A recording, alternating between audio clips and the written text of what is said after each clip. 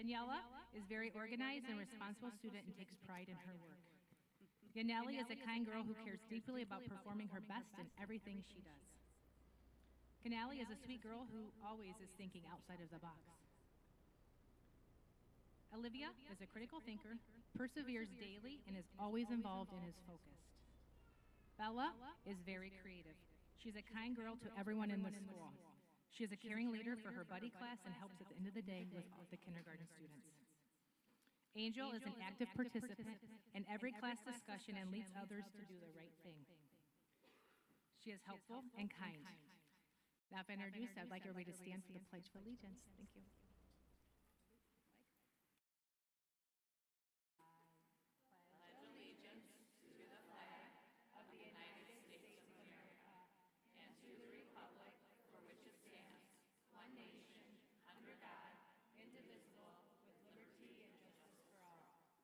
Thank you.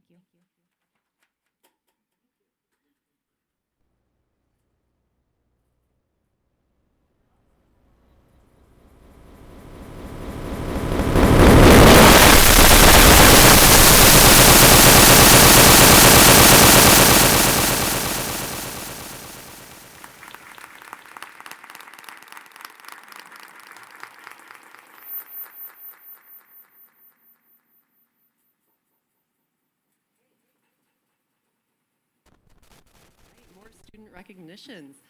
President Shupai, Dr. Hines, distinguished board members and guests, I am very excited this evening to be able to present to you our cross-country winners.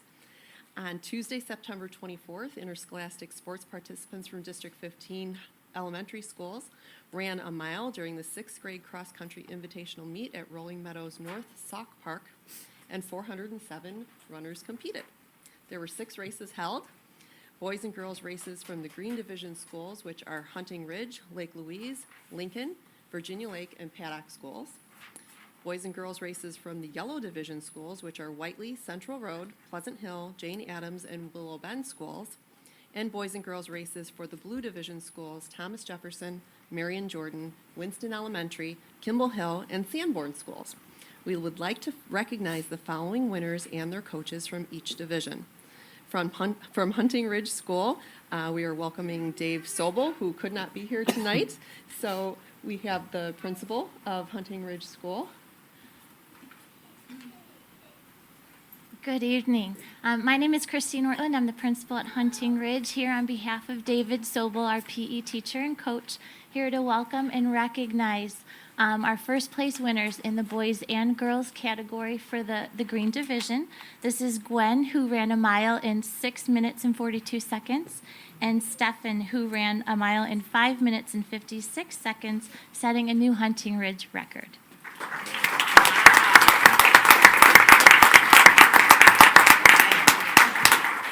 That's fantastic. It's amazing. I don't know that I could ever run a mile in that. All right, and from our Yellow Division schools, the coaches were Andrea Rodino, Jordan Walker, Anthony Draggett, Dustin Sublet, and Terry Graff, and they are here to introduce their winner. Thank you, board members, for having us tonight. My name is Jordan Walker. I teach at Jane Addams, and this is our winner from representative from Jane Addams, Alex. He ran his mile in 6 minutes and 7 seconds.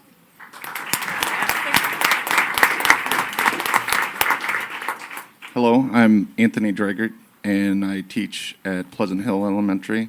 I'm here tonight to honor Sarah, who ran the mile in 7 minutes flat.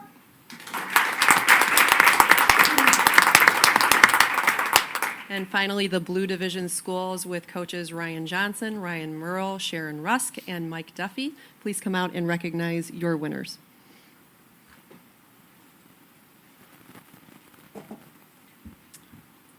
Good evening, everyone. My name is Mike Duffy. I teach at Miriam Jordan, and this is my first place winner, Sophia. She ran the mile in 6 minutes and 15 seconds.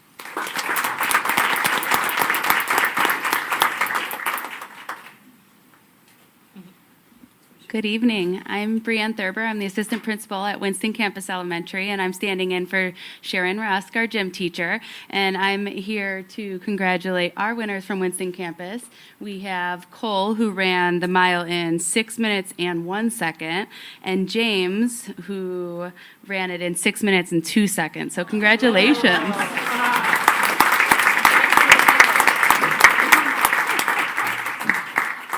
Thank you to all of the participants as well as to their coaches, and let's have another round of applause for these great athletes.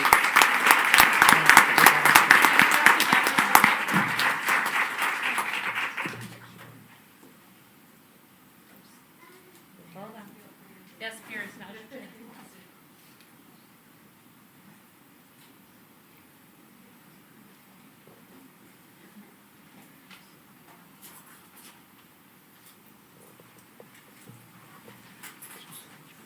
Thank you. Thanks for coming.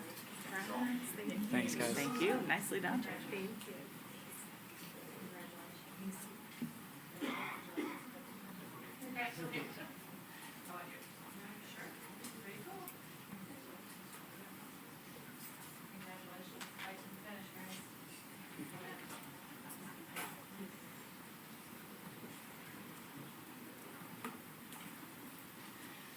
Okay, Dr. Schnorr, it's all you. All right, we're very excited to have another round of student recognitions this evening.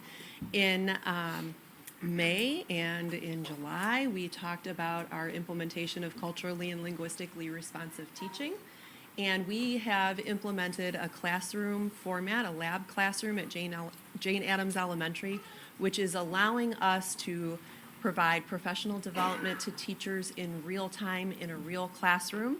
And here to tell you about that tonight are our instructional coach for CLR, Angelique Macelis, as well as the classroom teacher, Kim Pop, and some of the students in that classroom.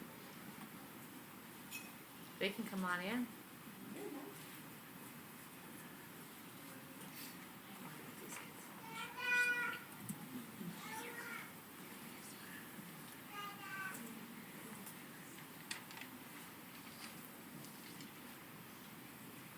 Maybe make 2 rows so we can all see it. You guys can come on this side of Yeah. the podium There we also. go.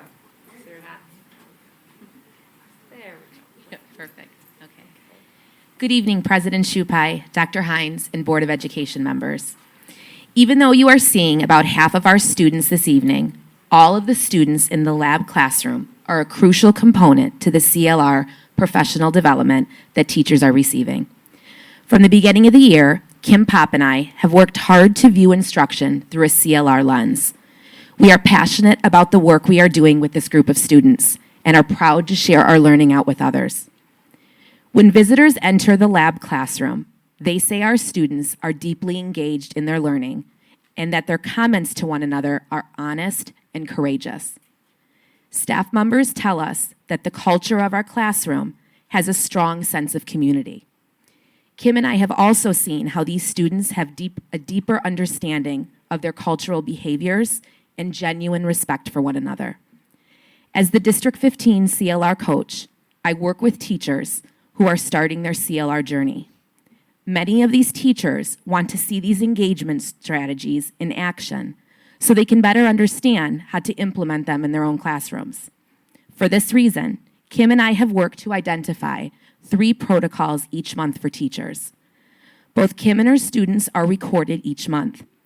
These recordings are then accessible to staff across buildings so that teachers can have a better understanding of these protocols in action.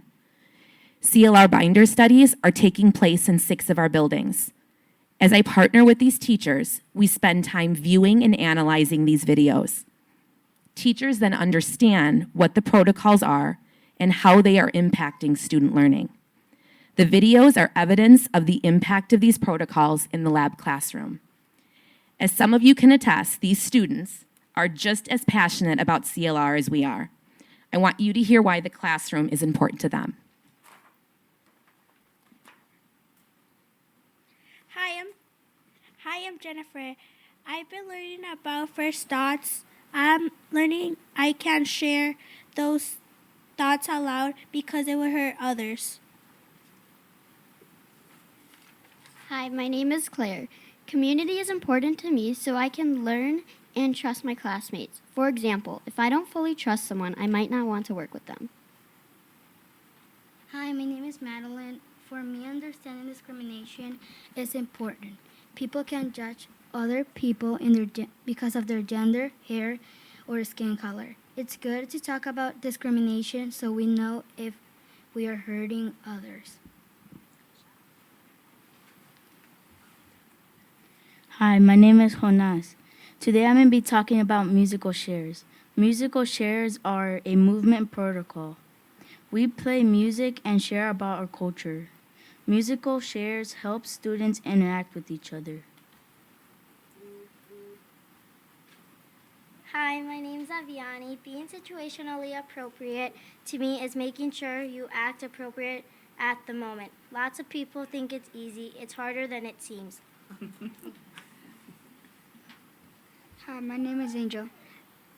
Musical shares is about sharing, moving. I like this activity because I learn more about my friends in my class. Hi, my name is Mia. I'm learning about home and school culture. I need to know how to switch from home and school culture. It is important to know because there are different expectations for different places. Hi, my name is Alex. Discrimination means to me is to not judge people how they look. We even read about how people in our world are discriminated against.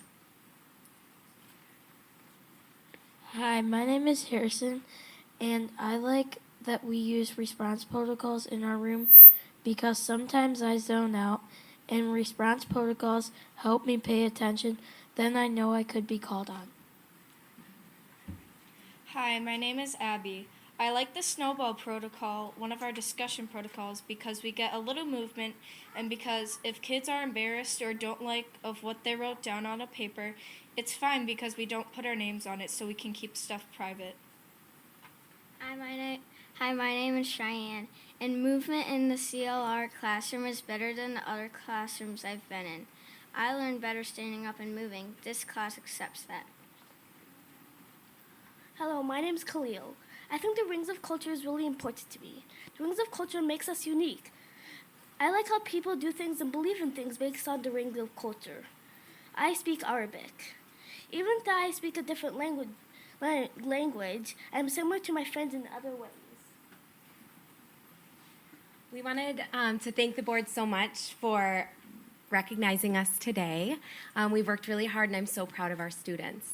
So why don't we give the board a silent llama as an affirmation of thanks. I like it.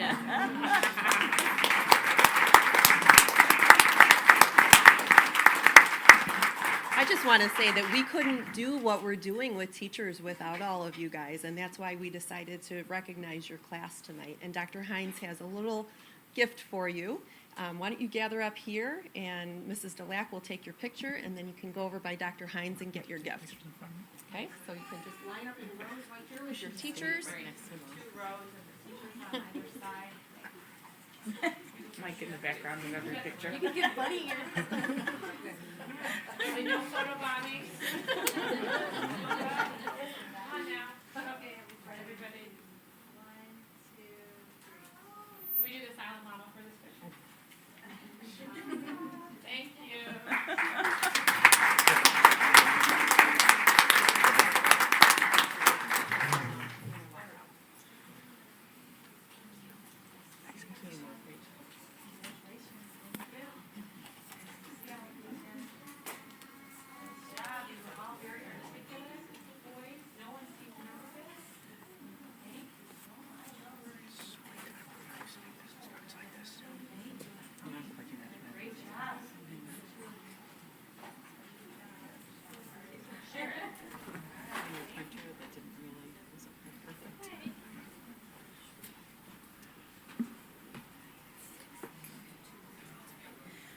So we're going from recognizing our wonderful students to honoring our dedicated and talented staff that recently received the honor of those who excel, and Mrs. Nuss is going to lead this segment. Thank you, President Chupai, Dr. Hines, members of the board, and our honored guest. I'm very happy to be here tonight to talk about our Those Who Excel Award winners. Each year, the Illinois State Board of Education sponsors and Those Who Excel program. This program honors outstanding members of the educational community who are nominated by fellow educators. District 15 has a proud history of excellence. When you walk into any of our schools, you'll see those efforts on a day-to-day basis. All of our members, which include staff, administrators, teachers, program assistants, bus drivers, volunteers, we could go on and on. They all work to provide a very safe and nurturing and enriching environment for all of our students. Our 6 Those Who Excel recipients stand out as exemplary members of our school system, and I'm really proud to have them here with us tonight, along with their nominators, who are going to share some words about the recipients. We do have one recipient who wasn't able to be with us tonight. Her name is Ivy Fleming. She was nominated by Micah Damchek and received the award of recognition in the Educational Service Personnel category. And she did such a nice job that another district stole her from us and is no longer a member of our district. But we do keep in touch with Ivy and wish her well. So, of our current staff members, I'm going to start with Sue Gehring, and her, the person who nominated her was Alicia Corrigan. I'm going to ask them both to come up. Sue currently serves as our Assistant Superintendent for Student Services. She received the award of recognition in the School Administrator category, and Alicia will say a few words about her. President Chupai, Dr. Hines, distinguished members of the board, it is my pleasure to honor Sue Gehring, Assistant Superintendent for Student Services for Those Who Excel Award. It would be impossible to measure the positive and significant impact Sue has had on families and children with disabilities and the school staff that serve those children during her 37 years in education. As a teacher, educational diagnostician, a special education administrator, Sue has been a strong advocate for children to be embraced as children first, not defined by any label. Sue's leadership can best be described as a servant leader. She is quick to lend an ear, slow to anger, and the calm voice always focused on a student-centered solution. Sue is unequivocally one of the reasons I love what I do each day. I'm sure, because of her humble nature, she would have preferred to retire quietly at the end of the year, and if she could fall further into that wall, she would. But I am grateful she has received this recognition and thankful to have the opportunity to speak on behalf of the many students, educators, and parents that Sue's leadership has impacted. Thank you.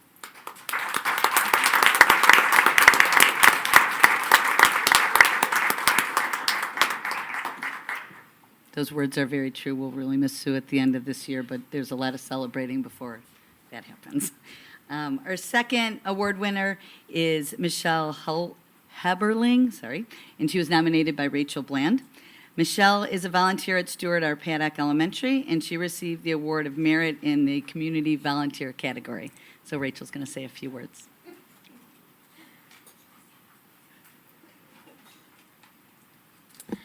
President Chupai, Dr. Hines, members of the Board of Education and community, it is my pleasure to introduce Michelle Helberling as our community volunteer who has invested her time and talents at Paddock School. Michelle has volunteered to be a mentor of our Kids Hope program for 4 years, and last year took on the responsibility of being the director of the program. Mentoring relationships are life-changing for our students, and Michelle has been an ambassador for this positive impact. She goes above and beyond in order to provide additional programs for students and families in need. She has worked with the community to sponsor an event called Operation Joy, provided over 400 backpacks for students in District 15, and coats for our families in need. When Michelle has an idea to help our families, she makes it happen. Last year, we wanted to start the Blessings in a Backpack program. Michelle was an invaluable asset to organize and expand the program. We provide 100 snacks to students weekly at our building. Her passion is evident, and she excels in everything she offers to our school as a community volunteer. Her overall care and concern for students makes her stand out. She demonstrates a relentless pursuit of making a difference for our students and families, and we are so proud she's part of our Paddock family.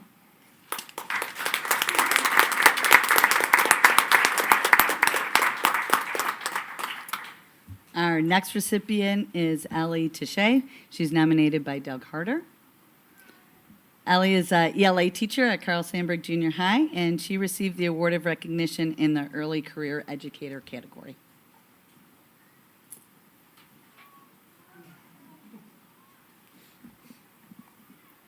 President Chupai, board members, Dr. Hines, community members, pardon me. Very fortunate to be surrounded by great leaders and great educators at Sandburg. Ellie joined us a few years ago as an ISU intern, and she was so distinguished and so well represented there that we did hire her to be a teacher in 8th grade. She's really taken on a lot of roles in her early years as an educator at Sandburg. She is great with our technology. She brought on board a growth mindset lesson that has spread throughout the 8th grade and has been adapted and used by the 7th grade. She just does some really innovative things with the kids with ELA, and the kids like her and enjoy her, and whenever I'm in there, they're just fully engaged in what she has going on. It's just such a positive environment to learn, and we're just fortunate to have her at Sandburg as an early educator. And we look for many, many, many years to go from here. So, congratulations.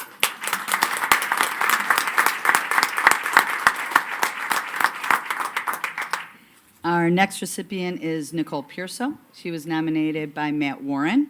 Nicole is a school social worker at Conyers Learning Academy, and she received an award of recognition in the Student Support Personnel category. Yeah.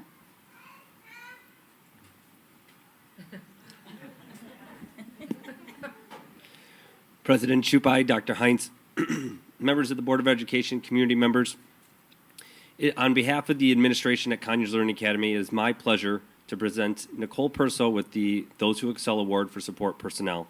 Nicole is in her 3rd year as a social worker at Conyers Learning Academy, and in less than 3 years, she has made a significant impact on the students, parents, and families in the early childhood program. 2 years ago, Nicole initiated the development and implementation of a new and exciting systematic approach to teaching the early childhood students the expectations and skills to be successful learners. This 8-week unit Loved all around. This 8-week unit, called the Mac Attack, was fully implemented this year and has been a huge success. Nicole's greatest strength is in her work with the students and families at CLA. She has a passion for coaching parents and guiding them through the process of utilizing local resources when necessary. Nicole is a very child-centered focus and implements innovative techniques to increase student engagement in all settings. We are extremely fortunate and proud to have Nicole as a member of the CLA family. Oh, no.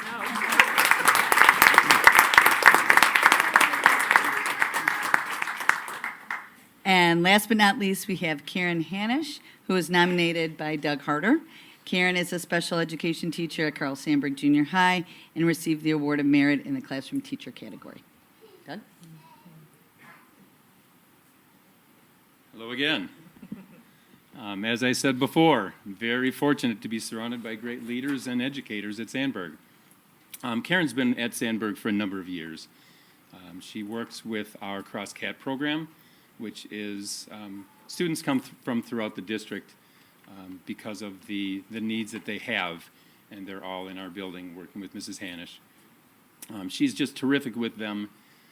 When you think of students with special needs, you think of modification, and you think of changing and adapting those things to make it easier for them, and that's not something that Karen Hanisch does.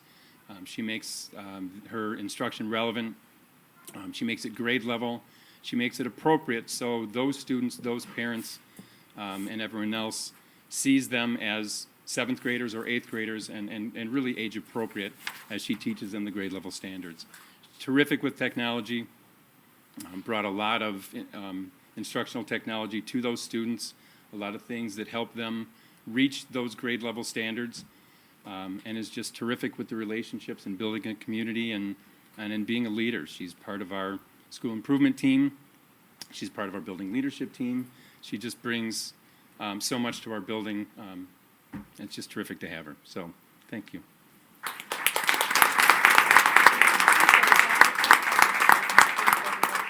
So I think you could see this is such a nice sample of the varied roles we have in our district and how important all those roles are to us, to our winners, some who we've known for a long time and some who are new to our district.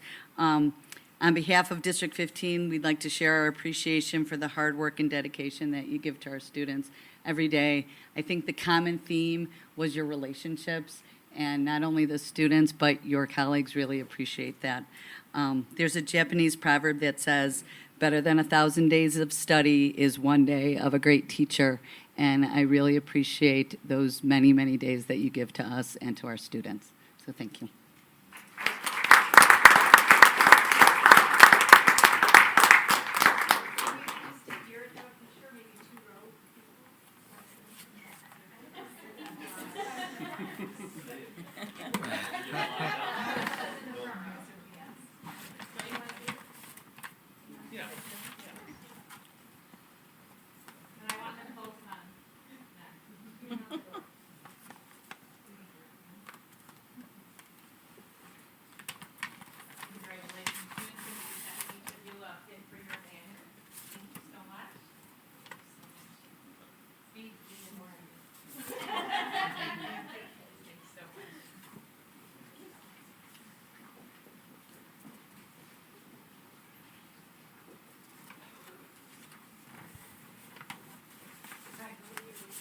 All right. We will now open our meeting for public comment. Please remember that this is not a dialogue between you and the board. If you have a specific issue which requires a response, Dr. Hines will get back to you. Please state your name, identify any group that you represent, and limit your remarks to no more than 5 minutes. If someone has previously articulated something with which you agree, please agree and move on rather than reiterating the entire comment. And finally, avoid any comments that are particular to any person, student, or staff member, respecting that person's right to privacy. This is not the forum to comment on personnel issues. Jim McGrath.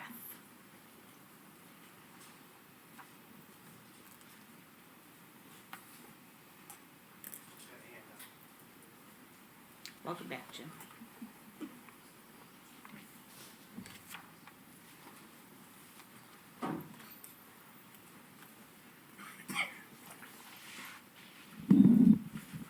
So my name is Jim McGrath. I'm a Barrington resident, a grandfather of 2 students. I want to thank District 15 for doing the right thing over the summer when you secured your access points. We talked about that last year, and it was a great move.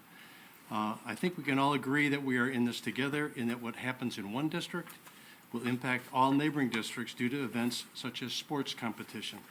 As such, I'm here to request District 15 vote no on 3 resolutions that are on the agenda for the November 22nd to 24th IAASB meeting in Chicago. The first one is called Student Safety. The resolution, which is titled Student Safety, is a misnomer. There is no data to support this resolution. It's a proposal that is anything but student safety. It has been called a proposal to arm teachers. But the resolution would actually, and this is a quote from the resolution, allow voluntary district employees in any capacity the ability to carry a concealed firearm on district property. A report published by Everytown in early 2019 and endorsed by the NEA and the American Federation of Teachers does not support arming teachers for many good reasons that are cited in this report, which is available at everytownresearch.org. Another report that I've handed out to you for your reference is titled A Public Health Argument Against Arming Teachers. It was published December 2018. It makes it clear that a no vote on Resolution 1 is required. I also want to make sure that the board is aware of a new law that was signed by Governor Rauner in 2018, which became effective 1st of this year, regarding the training and certification of SROs, school resource officers. Here's a summary of the law. The Act establishes a training process for SROs as developed by the Illinois Police Training Board and requires that any law enforcement agency providing SROs to schools certify that they have been trained beginning January 2021. Public Act 100-0984 is effective January 1 of this year. The law requires the Police Training Board to complete the development of training program by the end of this year for all SROs to have completed the training by the end of 2020.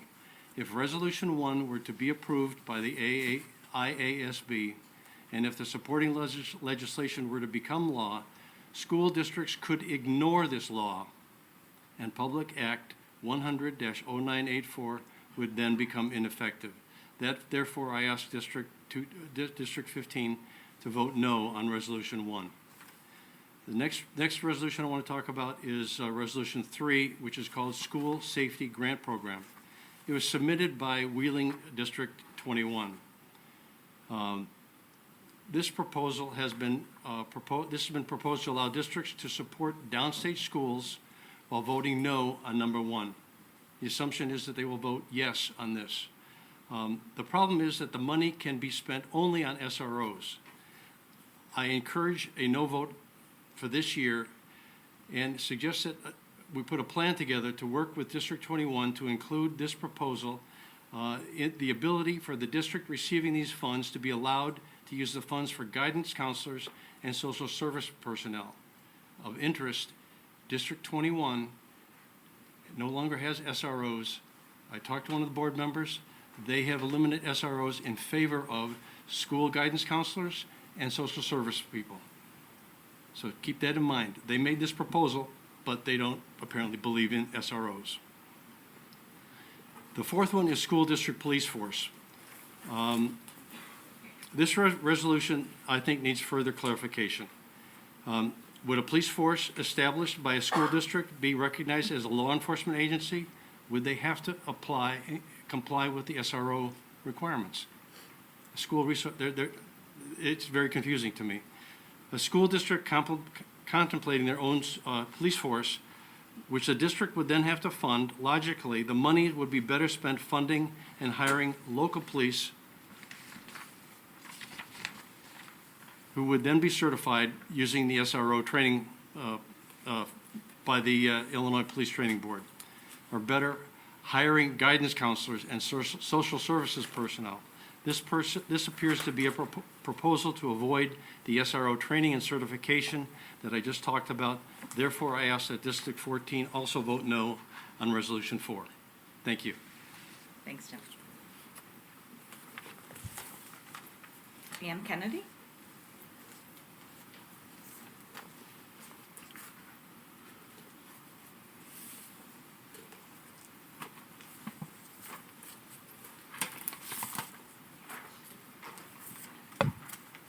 You want to just pass them to Mr. Wang, and we'll pass them around for you.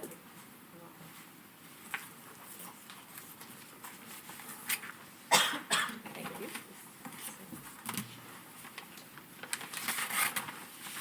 Thank you for letting us speak. I have a statement to the school boards on opposing the arming of teachers and the funding of firearms training. My name is Ann Kennedy. I'm a resident in this district and the parent of children who have attended schools in this district. I'm speaking as the co-president on behalf of the League of Women Voters of the Palatine area, which includes Schaumburg, Hoffman Estates, Inverness, Barrington, and many other suburbs. The League of Women Voters is here to voice our concern about the potential for the dangerous consequences of 2 IASB resolutions recommended for adoption at the November 2019 IASB conference. We urge the school board to instruct your delegate to vote no on both Resolution 1 and Resolution 3. Resolution 1 would, quote, provide local school boards the option to decide if they will allow for properly trained staff to be armed at school buildings. Resolution 3 would establish school safety grants so school districts can hire school resource officers who may carry a firearm provided training is received. Both of these would serve to bring guns into our schools. Schools should be places of safety. There is no evidence to show that arming personnel within a school increases school safety. These actions are contrary to conclusions in a 2015 New England of Journal Medicine evidence-based peer review study, which indicated that more guns do not make communities safer, but rather contribute to the rise in gun-related suicides and homicides in our country. We cannot risk introducing firearms into our school. We should be working to keep guns out of the schools. Please refer to our 2 fact sheets for alternate measures for school safety to explore. In the future, please insist that IASB recommendations be data-based, utilizing evidence-based peer-reviewed research, which will give all involved the confidence that choices are based on the best information available to create the safest options possible for the safety of our schools, children, school district employees, and communities. Thank you for this opportunity to come. Thank you, ma'am. We're going to change the order of our agenda a little bit, and we're going to move item 9.5, which is board committee reports, 9.5, which is the review of Illinois Association of School Boards 2019 Committee Resolutions Committee Report, up as it is pertinent to the public commentary that was just made. Okay. All right. Sorry, Zubair, sorry for the surprise. Before I hand it over to Zubair, I just want to make sure the board has copies of the summary that I included in terms of the hot issues that are Resolution 1 and 3 for the upcoming IASB III conference. Zubair, if you wouldn't mind just summarizing what was provided to the board, and then we'll engage in a conversation and we can direct our delegate. Okay, as was mentioned in the public comment, the Illinois Association of School Boards has this regular conference coming up next weekend. Part of what happens at that conference is there are various resolutions that the delegates from each one of the districts vote on, and these are resolutions that are ultimately part of the lobbying effort of the Illinois Association of School Boards. So it's very important. And the process that they go through is individual school districts can propose various resolutions or various amendments to other resolutions. They come from around the state, and then they are then vetted by the resolutions committee at the Illinois Association of School Boards, and they basically go through them. They recommend a do adopt or do not adopt, and then it's up to each individual school board to vote in whichever way that their membership wants them to vote. And so that's what we're going to be doing this coming next weekend. And in terms of how our process here on the board, I know that everybody, I've received, what each individual board member's resolution, how they would vote on almost all of these. I haven't gotten it from everybody, but we do know that obviously the 2 main resolutions that have been discussed, not only today but for weeks now. So I think those are the ones regarding student safety, the arming of teachers or personnel. We can go through what we have. So that's Resolution 1 and Resolution 3. Before we go to those, I do suggest that, there are the 1 and 3, the resolutions committee has recommended to adopt those.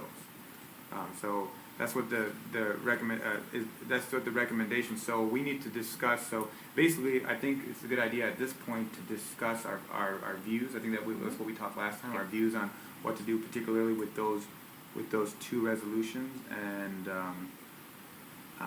try to come to some sort of consensus on how you would like your representative to vote for over the weekend, next weekend. All right. Anybody like to start? Why don't we talk about Resolution 1 first? Sure. Well, I guess it might, Resolution 1, does it make sense? I mean, I don't want to should I go and just go ahead and read the Resolution 1? Sure. Okay. All right. The Resolution 1 is submitted by Mercer County School District 404. Be it resolved that the Illinois Association of School Boards shall support and advocate for legislation which provides local school boards the option of developing student safety and protection plans which allow voluntary district employees in any capacity the ability to carry a concealed firearm on district property, provided the employee has a valid Illinois FOID card, holds a certified Illinois concealed carry license, has completed all additional trainings and certifications set forth by the respective school board, one of which must include yearly certified active shooter training.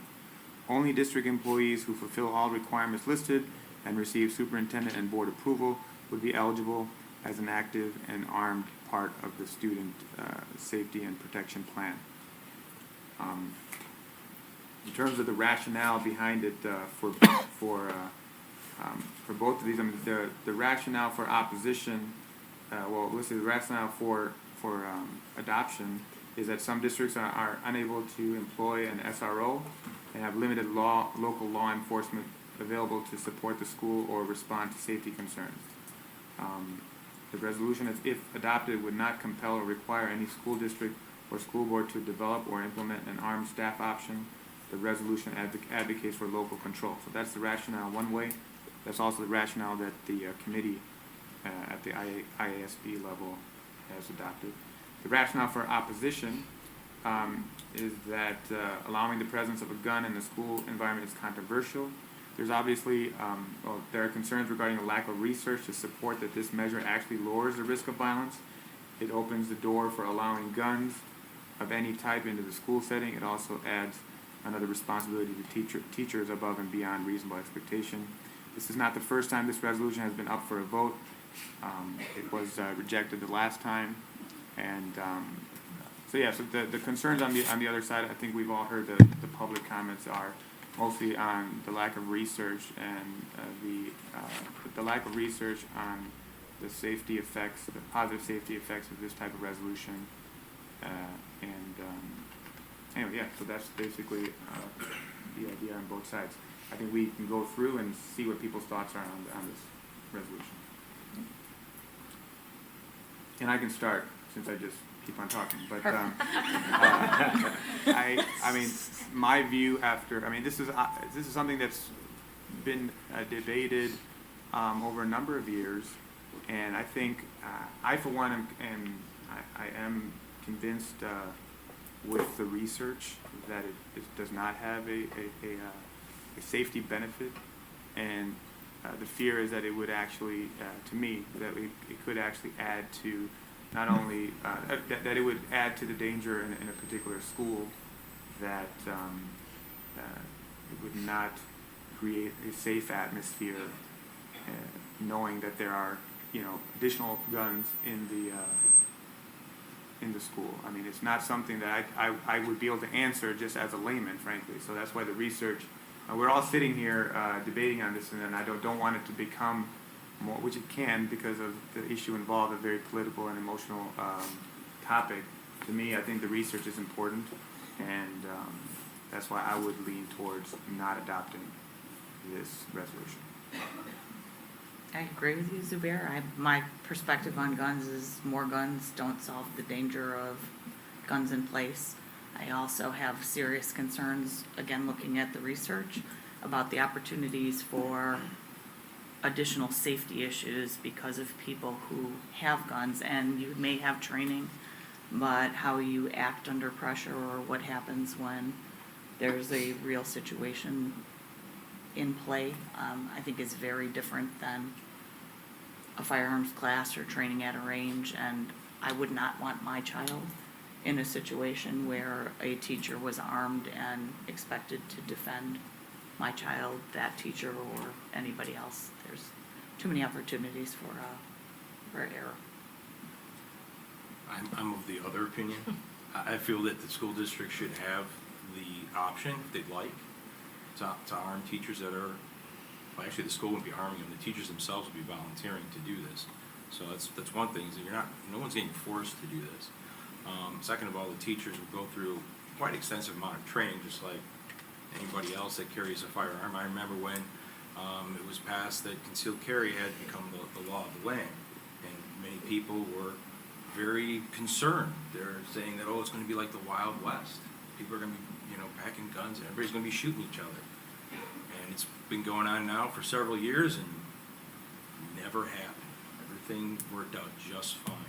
So I think there's a lot of heightened concern where I think the reality of it, and as far as data goes, concealed carry has not created any problems. I've not heard a lot of evidence at all about people having problems with concealed carry. If a teacher wants, especially, and this is the big thing, is people in rural areas do not have the police department and the response times that we have around here. So I think by not allowing that, you're putting other school districts at a disadvantage that do not have the same type of resources that we have here. And I think allowing them to make that decision on their own, they should have the autonomy to make those decisions at their school boards. So that's my feeling of it. I think the lawyer in me just looks at the language of this and basically just says that in any capacity.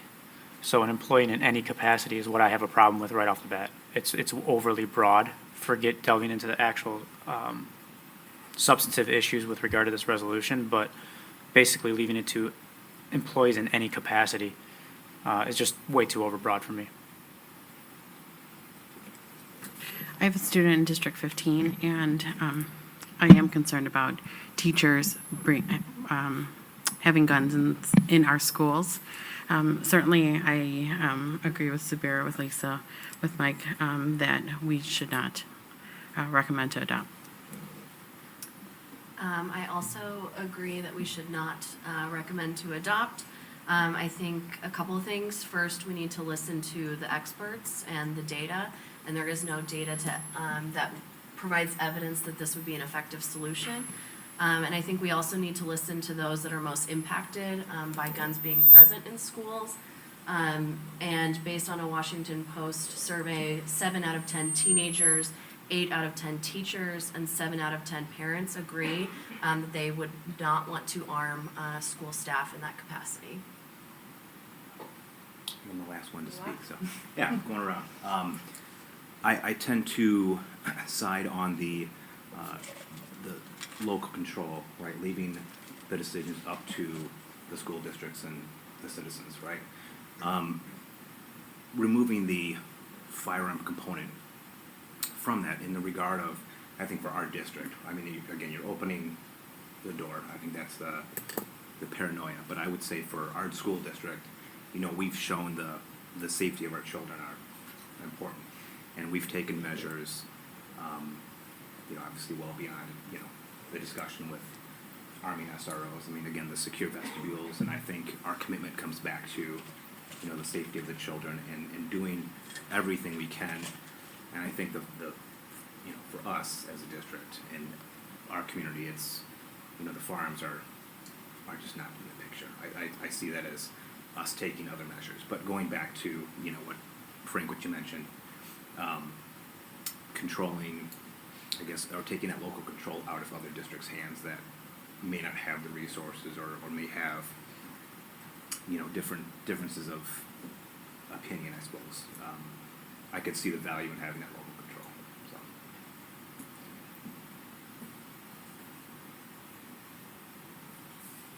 Yeah, I mean, I think that I would just add that I do also have concerns about just situations where you do see a lot of, for lack of a better word, kind of like false alarms that happen a lot in schools, even in this last year. That there's been a potential issue and then nothing actually comes of it. I just would dread the fact that nothing comes of it, but there's a gun lying around and people, are taking measures that, no pun intended, jumping the gun. I just don't. That's something that I get a little bit concerned about. And on the local control issue, I mean, I guess what it is when there are some issues that if you feel strong enough about where you don't want to see local control because it's an issue that has and of course you can look at it on both sides of it, but to me that's almost like I would agree with local control on things that don't have as dire consequences. That's how I look at it. But I mean, along those lines of dire consequences, I think that's the whole point. You don't arm teachers because you think it'd be neat, and you're doing it because there could be dire consequences if there's nobody there to respond to a life-threatening situation. So I think it's best if the children were protected, if somebody could respond to a life-threatening situation. If somebody were to come into the building, you know, some buildings are not as well secured as our buildings. I mean, somebody could come into the building, and then what do? You have to call the police, and then you got response times. In that amount of time, a lot of damage could be done. And if someone's there to actually respond and stop it, it could save a lot of lives. I mean, if one individual could save a bunch of lives like that, that would be a great thing to have. Yeah. I'd hate to have a situation where people just have to huddle in a corner and wait. Yeah, I mean, I think that that's the trouble. And this thing, we can all relate to the issue a little bit because we all, some of the children, we have association with schools around the school board, but I try to divorce myself from that kind of visceral reaction to more about, okay, what are the experts here saying? And I guess that's why I side with that, like, you know, the idea that if there are other methods to increase safety in these schools, any measure is going to require money, including the arming and training and, you know, of any personnel. So anyway, I think that we've heard the points on this. So how do we want? I mean, to me it seems, we haven't had this type of scenario where there's been a lot of debate on these issues. But to me it seems there's more on the board. If we were to put this particular one to a vote, probably would vote in favor of not adopting. Am I correct? A tune of 2 to 5. So Yeah. two yes adopt and 5 no. Okay, so I'm gonna, based on that, I'm gonna rule in favor of not adopting on that particular one. So you want to move to 3? Yes. Okay, so let's move to 3. Number 3 is submitted by Wheeling, CCSD 21.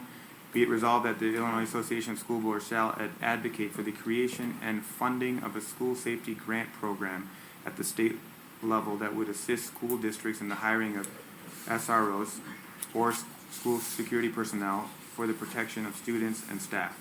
SROs in this instance shall meet the definition in section 10-20-.67 of the school code. School security personnel may include off-duty law enforcement officers or a law enforcement officer who has retired within the previous 5 years. School security personnel may carry a firearm in a school. They are, if they continue receiving the same ongoing firearm training as active police officers. Priority in the distribution of grants shall be based on both geography, school districts with lengthy response times from first responders, and financial need, Tier 1 and Tier 2 districts based on the evidence-based funding model in that order would receive priority in the awarding of the grants. This is it's a similar issue to what we just talked about, but a little different. This is talking more about the financial part of it, whether or not there should be this fund that allows districts, specifically the districts that were given priority, to hire SROs or school security personnel.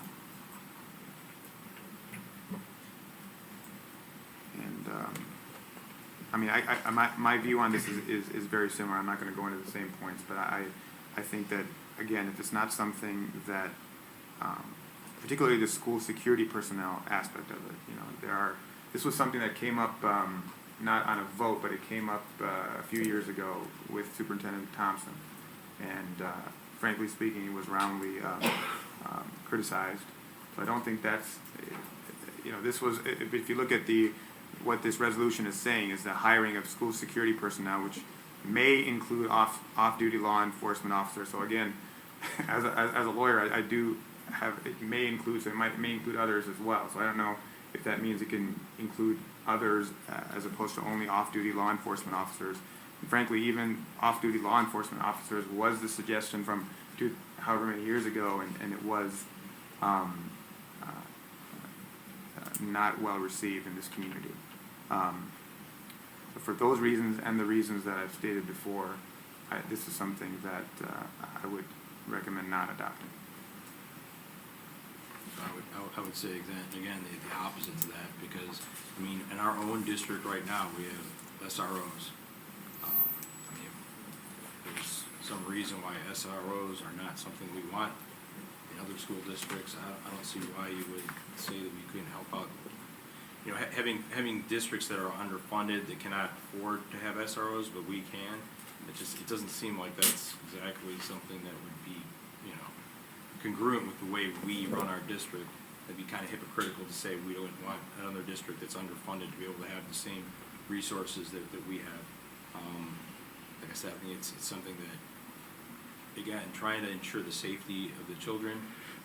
We have SROs for specific reasons, just like other districts would be faced with the same problems that those SROs would address. Along the lines also, if anything were to happen at the school where they need to step in with, you know, being armed, they would have the appropriate training.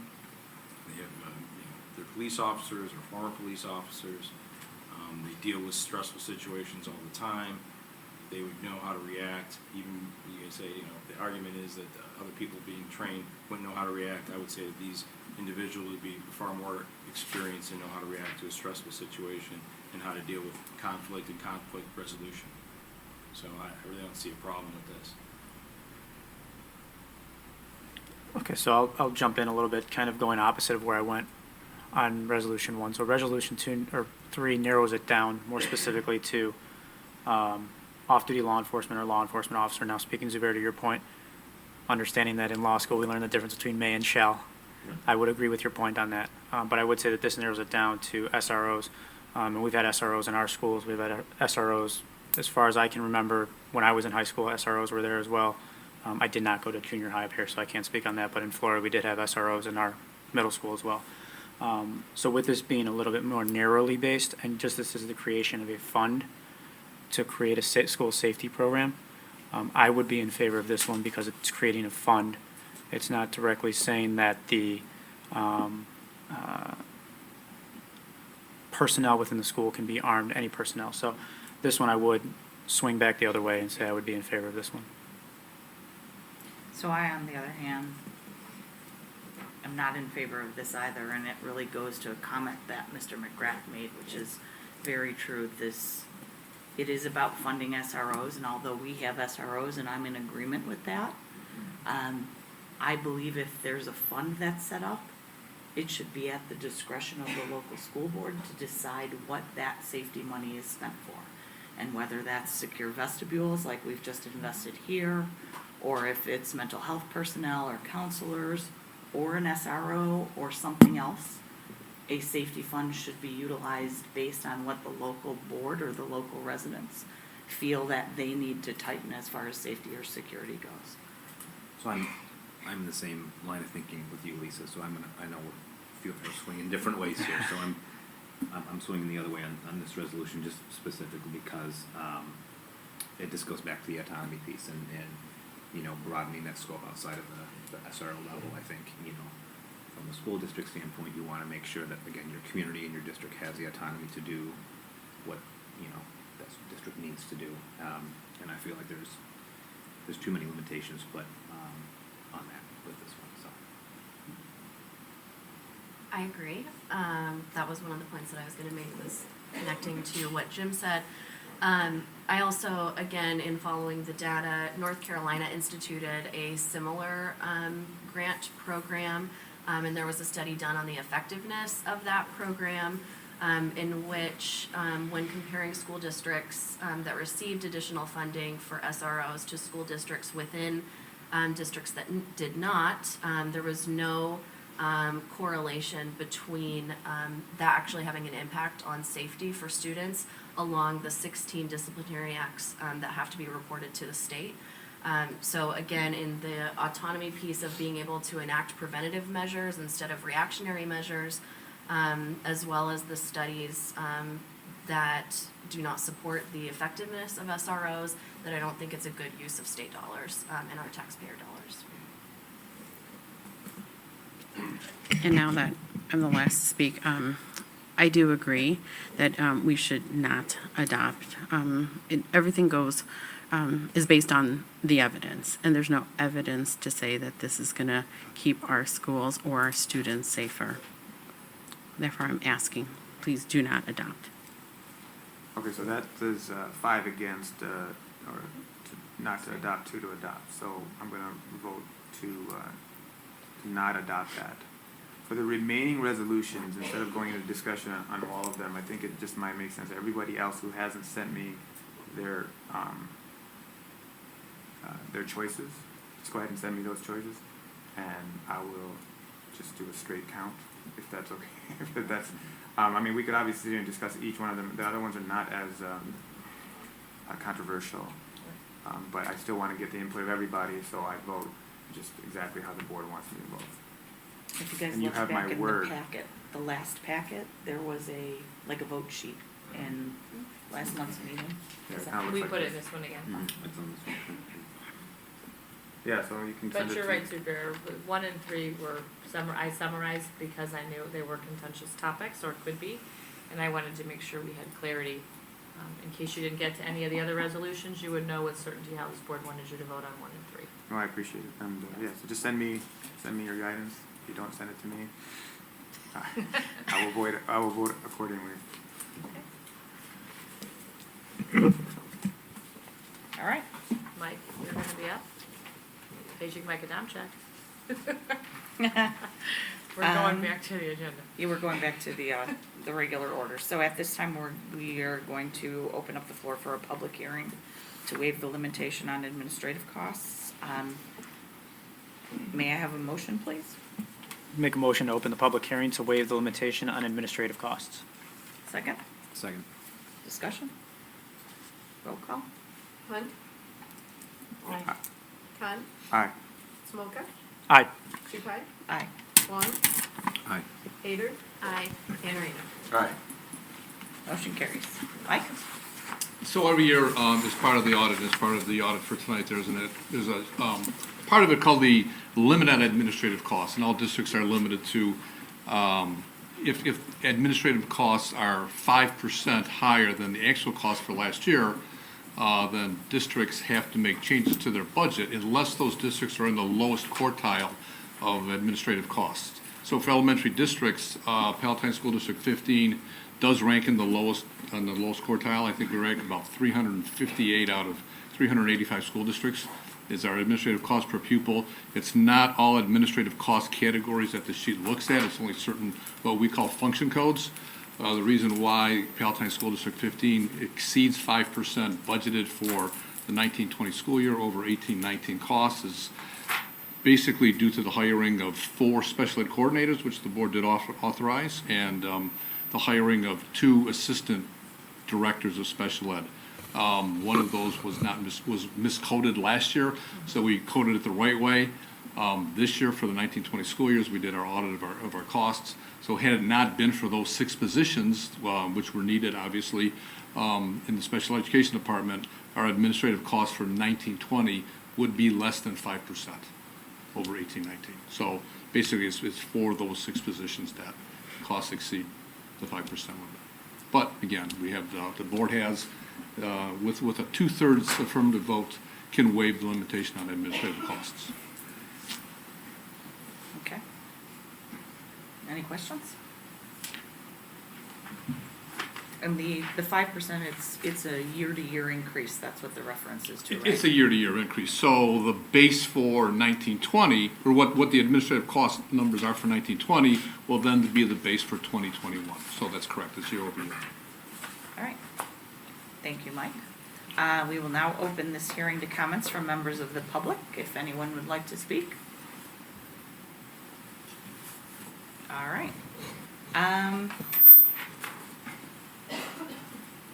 May I have a motion to adjourn the public hearing, please? Make a motion to adjourn the public hearing to waive the limitation on administrative costs. Second. All those in favor? Aye. Aye. All right. Motion carries. Okay, since our last meeting, we survived snow on Halloween and the first round of Halloween parties with no food. So that was a milestone. November has been another busy month. One of the most exciting things that I think happened in November is we launched a new logo. and we refreshed our webpage, so it has a new, fresher look. And I think the new design is easier to use. It has a lot of information, both from an infographic perspective as well as a written, content. And I think it's just helping to kind of modernize, how we look and how we're branding ourselves as a district. I will move through because I'm cognizant of the time. I may not hit everything that I shared within my report, but again, we continue to focus on professional development for our teachers in the areas of Fontes and Pinnell, and really working on professional development around creating a differentiated workshop within math department. Robin Cook, Risa Cohen, and our newest employee, Julie, whose last name is escaping me, are delivering some really high-level professional development to our K-6 teachers in the area of math. We've had several meetings with STR partners regarding all things facilities, and they will talk to us probably at length shortly, but we've had some very, very productive meetings, and we're excited to share some updates with you. Our human resource department's kind of been on fire, very busy lately.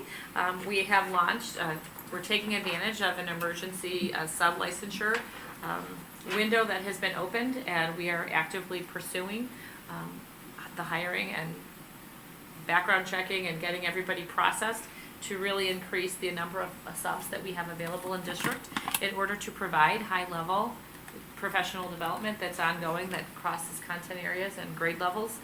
We need substitutes. We need qualified substitutes in our classrooms, so our kids have an authentic learning experience while their teachers are learning. We have filled already 3 rounds of training, and I'm sure we're going to just continue to open more and more training to just continue to deepen the number of subs that we have available. Daily, we do have sub positions that go unfilled. It's not a problem in just District 15. There is a sub shortage everywhere. So we are really being aggressive in terms of training and going after substitutes. We have also been busy with interviews, and a few new hires will be brought before you for approval tonight. Most recently, the Assistant Superintendent for Student Services interviews came to a successful end, and we have a new candidate that will bring before the board shortly. We are beginning the work of interviewing for a new chief school business official, and thank you to Lisa and Sam for agreeing to participate as board members, because one of your many responsibilities as board members is to be fiscal stewards, so we want to make sure that you're part of that process. So we have been working to gather a slate of candidates, and we'll begin the interview process later this week. And we are continuing our work to make sure that our teachers that are interested are able to go to Roosevelt University and receive a middle school math endorsement. So our elementary teachers that are interested in teaching middle school math to kids that are eligible for out-of-level placement can do so within their home school versus having to be transported to the high school. So we're very excited about that, and a few more teachers signed on today, and Roosevelt is very busy doing transcript assessments and determining how many teachers we will actually put through that certification process. So it will take probably a year or so to get everybody certified, but it's our dream to have at least one teacher that can do that level of instruction at each of the elementaries. We think it's going to be really beneficial to our students. A lot of partnerships. I work to work outside of the district and really get into the communities. Just a few high-level things. Wenda, Lisa, Sam, and I enjoyed, and Dr. Palchuk enjoyed the IASB fall dinner. The topic of discussion was equity, the educational imperative. So we had a nice dinner, and we learned together. That session will be replicated at the upcoming IASB III conference. I was able to serve as the community chef. At the community school, I was the celebrity chef. And it was, I don't know, celebrity, that's hilarious, and chef, I don't know about that either. But we made apple crisps. The students were great, and it's just a wonderful offering that we have at Winston Campus Junior High. It's a community school that's open from 4 to 6:30 on Tuesdays and Thursdays. So if you haven't had a chance to pop into the community school, I highly recommend that you do so. The Northwest Suburban PTA meeting we had just last night, or Monday night, I think it was, I can't remember. And that is a great group. As you know, I was able to attend and give an update and challenge them to fundraise and support the efforts of the 1-5, which Mike and I will talk to you about later. We continue doing union check-ins. I've met with members of the Kiwanis, the POC. We're having a number of meetings, and we're continuing our fundraising efforts there. We're going after some grants, one of which is fairly large scale, which might allow us to buy versus rent a property in the Northeast Quad. So we're really trying to write an ironclad grant that nobody can say no to. And then the 1-5 met today, and we're really discussing how we're going to just blow the lid off fundraising and bring monies into the schools that will allow us to modernize our learning centers through some 21st century furnitures. What else? Other school visits and highlights. We had a transportation breakfast. It was wonderful. We made hundreds and hundreds and hundreds and hundreds of grilled cheese sandwiches, and it was it was an exciting lunch. We hashtag thank a principal. That went over very well. Our principals are dynamic leaders that do so much in our buildings. That was just a small way to say thank you, as well as to our assistant principals. Principal observations. Dr. Kowalczyk and I have finished our first round. We'll be heading after the holidays into round 2 with our principals. Those are great opportunities to get into the buildings, but also engage in conversations with our leaders about their goals and how we can best support their continued growth. PBIS celebrations have been happening all over. Those are really exciting to watch. And I spoke to 2 groups of Sunling scholars that talked to me a lot about leadership, and I must say they were quite articulate and poised and asked some very pointed questions about just what I do all day. So it was a great couple periods spent over here at Winston, or Sunling rather. I did list for you, we have upcoming calendar events and groups to honor. This week is School Psychologist Awareness Week. We have Illinois School Board member recognition, which we'll do shortly. American Education Week is this month. Educational Support Professional Day, and then you know that we have our III conference coming up. The HR department is also working again, as I said, on large-scale ways to recognition, certified, non-certified, groups that don't fall into either of those categories will have their own recognition time, but we're just not going to be able to keep up with. You could be honoring a different group almost on a weekly basis, and we're trying to streamline that and really put people into bigger categories. So that's a work in progress that I will report to you on either December or January what that large-scale rollout is going to look like. And that's it. So, Dr. Edgar's next.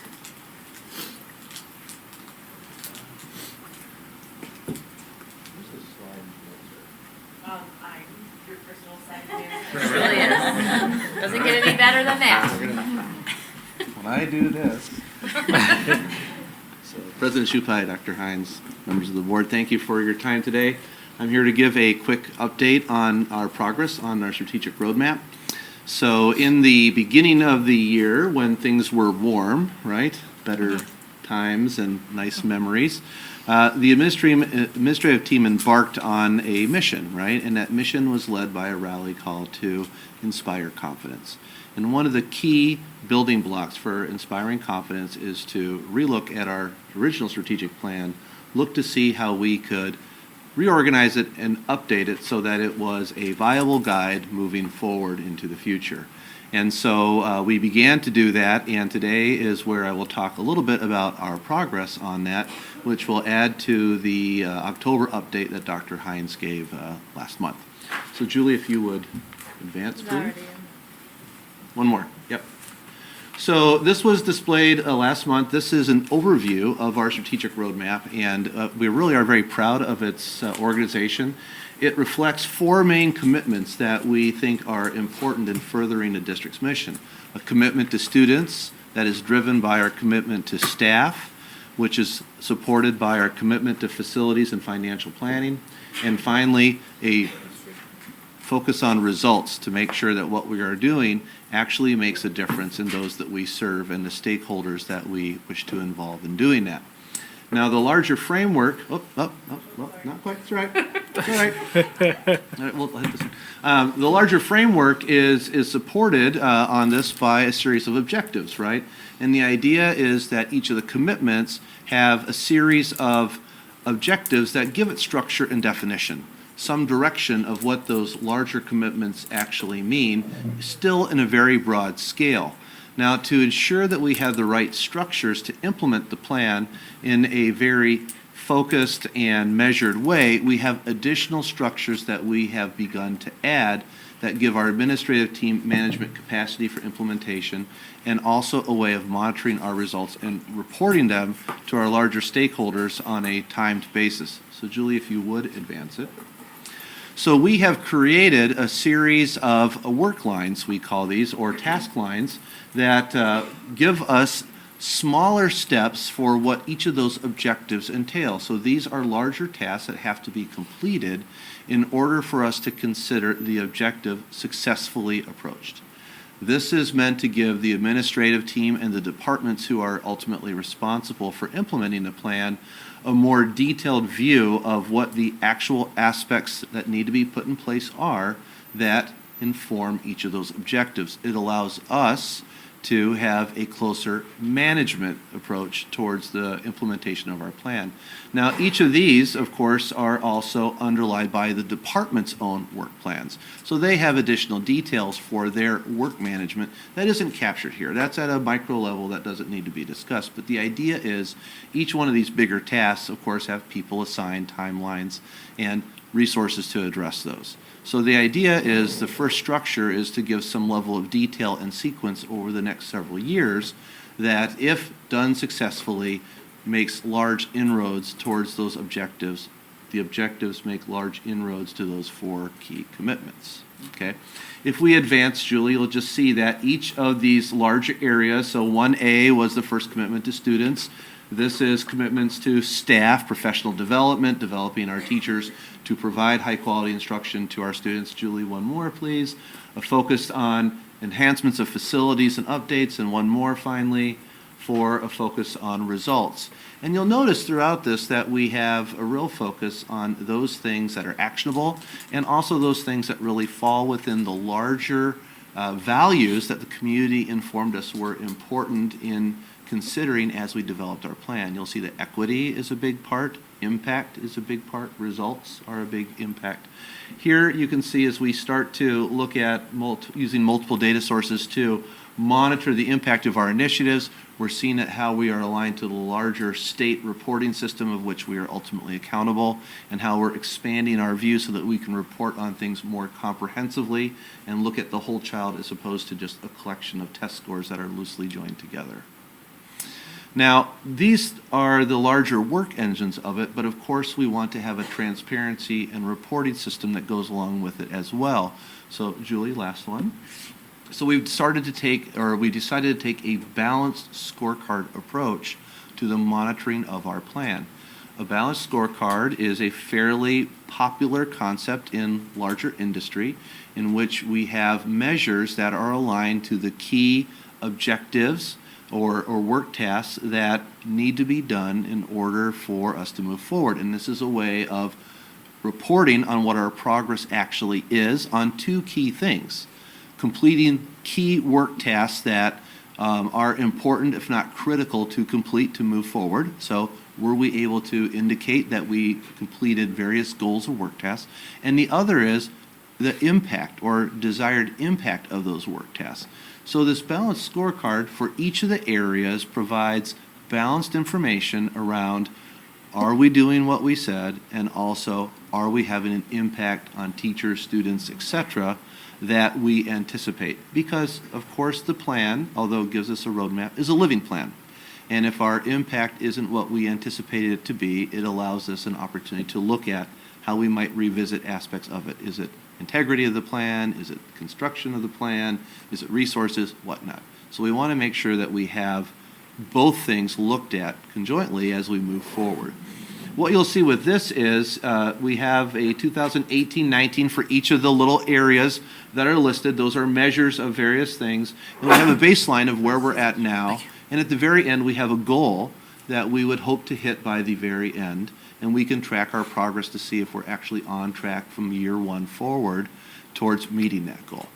There is, this is just an example, there is one of these for each of the main commitments we have, and it's something that we can look at as providing updates to the board or the community, filling out and completing and going over as part of those presentations. So now moving forward, when I'm not the new superintendent, right, so next year we'll, at some point at the end of this school year, we'll give you the results.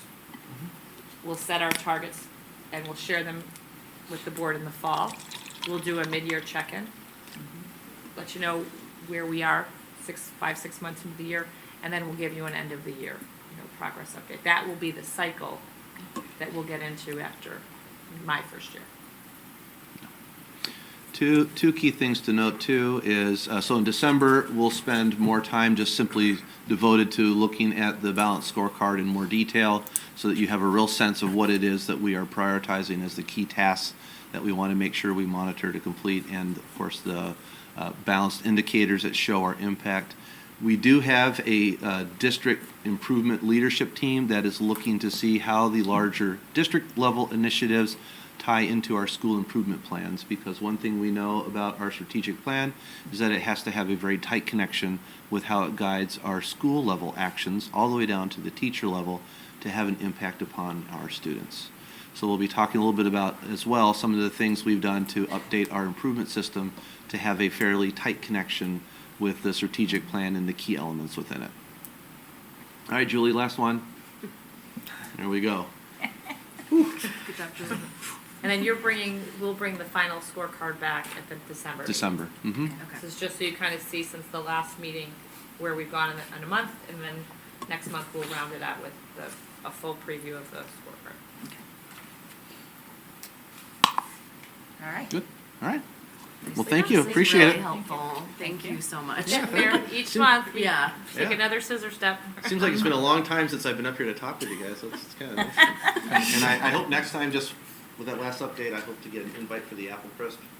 Oh, yes. It was pretty good. My table was definitely better than it was. I used extra butter and brown sugar. Okay.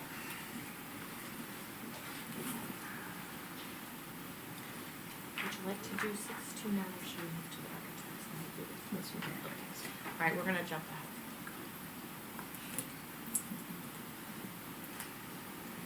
We're going to transition, and we're going to skip 1 We're and gonna go to 6 and secure vegetables or feasibility study?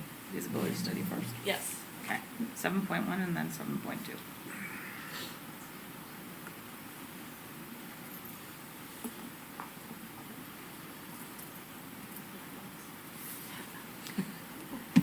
So Sue can come up, and Gearing and Dr. Schnorr. Mrs. Urbanski is away at a conference. And then, Mike, do you want to come up? Get the whole band together. We've spent a lot of time together. Terrific, thank you.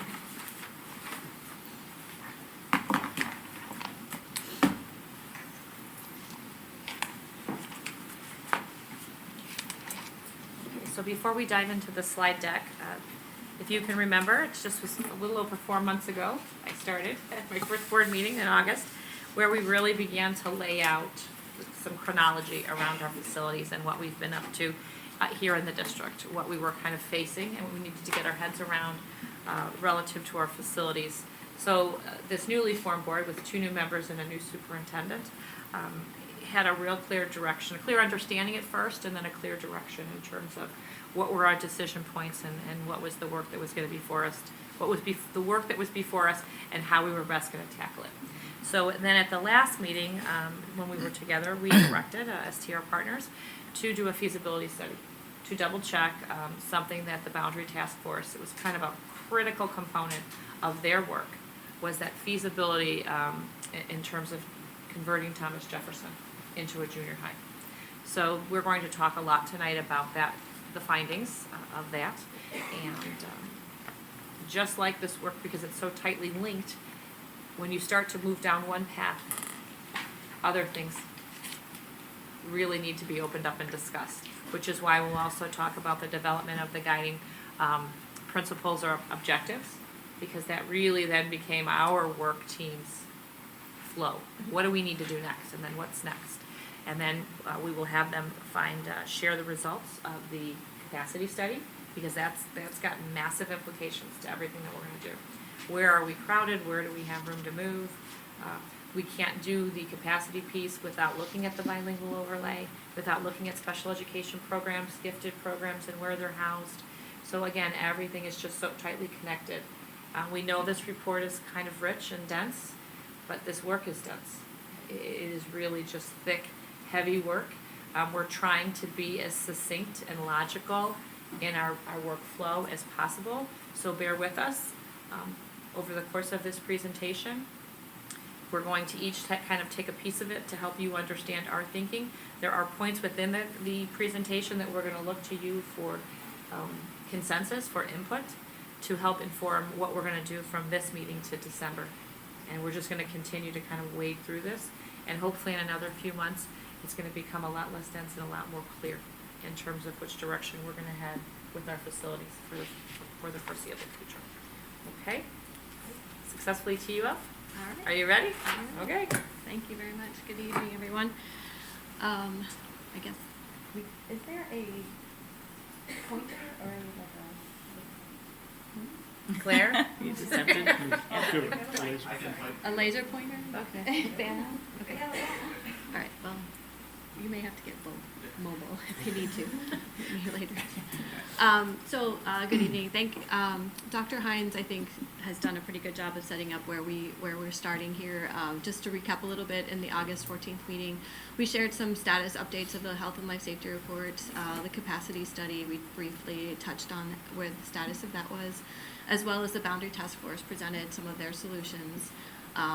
There was a discussion of a potential new school, Park Place, and then our task to go ahead and do a feasibility study of converting Thomas Jefferson to a junior high and or a middle school that is kind of directly out of the Boundary Task Force. So that is where we are with phase one. So we tested, we can share with you this evening the viability of Thomas Jefferson converting to a junior high or a middle school, which is 6th, 7th, and 8th grades.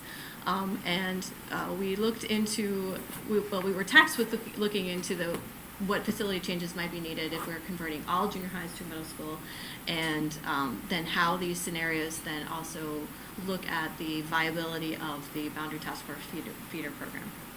Now, I will say that through many discussions, some of our paths kind of got shifted a little bit. So there's still more study to come, and you'll understand why as we continue to move forward. So our first task obviously was the Thomas Jefferson conversion. There are some challenges with this site. It is currently obviously an elementary site, which is typically smaller than junior high. The grade of the site, meaning the topography, is a little bit challenging. It drops off to the east rather significantly, and it also lends itself to being difficult to provide equity among the other junior highs as far as outdoor athletics. So being able to provide the same amenities, the baseball field, the soccer field, and the tracks at the other junior highs probably is not possible here. There is a park district that's immediately to the south. Intergovernmental agreements may be able to solve some of those issues, maybe not all of them. Parking additionally could be an issue. The quantity of parking here is probably not as adequate as a junior high may need to be, but we can, there is a way to at least expand it so somewhat. And we also assume that the bus drop-off area probably needs to be expanded in its length in order to meet a junior high. The parent drop-off, we can, if we are able to, and we think we are able to expand the parking, we can also expand the queuing of parent drop-off by just expanding that parking. So we'll let Andy, who did, is everyone know Andy? This is Andy Phelps, I'm sorry. He's been doing all of the heavy lifting on these studies, and so he's gonna help explain some of the findings that he has come up with. All right, so first we looked at converting Thomas Jefferson into a junior high, and we first calculated a rough enrollment number based on Thomas Jefferson, Frank Whiteley, and Marion Jordan. Used that number then to look at the spaces that were available in the building, as well as the site. So as Jennifer mentioned, we would be looking at extend. Do you want to skip to the next slide? It's the a area. little easier to look at a picture than just words. So you see on the left is the current site conditions. On the right is what we would propose as necessary to turn it into a junior high, extending the staff parking lot to the south, extending the bus turnaround on the north. There is room for a soccer.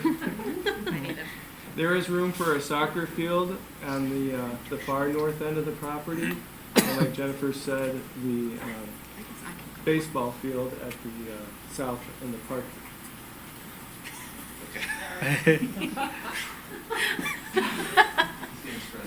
Don't get out of your elbow. You're not any taller than I am though, so I don't know. If we go to the next slide. We're gonna order one on Amazon like right now. From Drop. So then when we looked at I'm buying one right the now. possible enrollment, then we looked at the classrooms that we had available and the sizes of support spaces. And in order... See how quick Amazon is? All right, so, on top is the existing layout as an elementary school. To turn it into a junior high, we would need to add a larger competition-sized gym and locker room space. And then on the inside, we would need to renovate some of the classroom spaces to provide age-appropriate classrooms, science labs, STEM labs, art rooms, and that kind of thing. And then we also looked at what would need to be, one last note on the, it assumes that we're using a junior high scheduling model, so that each room is used, has a utilization factor, and that all ties into the number of spaces you need. So then we also looked at converting it to a hybrid middle school model. That's where we would begin. Sixth grade would be kind of a self-contained unit following traditional middle school / elementary school type schedule, and the 7th and 8th would still follow a junior high schedule. Much of the same improvements are needed on to the site, the parking, the bus, and sports activities. When we get to the inside, we see that we still need to add a gym, but we also need to do, in addition, to provide more instructional space for the increase in enrollment because of the 6th graders, and then also renovating for science labs, STEM labs, and such. If I may, before you advance, Andrew, the reason we, the board commissioned STR to look at the junior high conversion. So certainly while they were in there, I said, I'd like you to take a look at it with a middle school lens, because another high community value was full-day kindergarten. And one of the ways we can bring full-day kindergarten, forget the physical component, that's a separate, conversation, but from a physical plant perspective, one of the ways that we can bring full-day kindergarten to the district would be by moving out our 6th grade students into the junior high. So there's benefit, because full-day kindergarten, especially in a community as diverse as ours, would be really beneficial. Philosophically and pedagogically, we also like the idea, from an adolescent education perspective, of having our 6th graders with our 7th and 8th graders, giving them a 3-year experience, during those adolescent years. So that is why, just so you understand, and again, it's one of those pivot points. We didn't want them to go in and do junior high only to later to send them back to do middle. We want to really take advantage of their time and use it wisely, and then also see by the next meeting what it would cost to do so physically. So that's just so you understand why they're showing you both scenarios. Next slide. Yep. So once we started to dive into the Thomas Jefferson conversion, and we were having a lot of collaboration meetings with the district, we realized that beyond the Boundary Task Force community identified challenges or priorities, that the administration also had other challenges that hadn't been considered or brought into the Boundary Task Force study. On the right, you see the list, the results of the survey from the Boundary Task Force.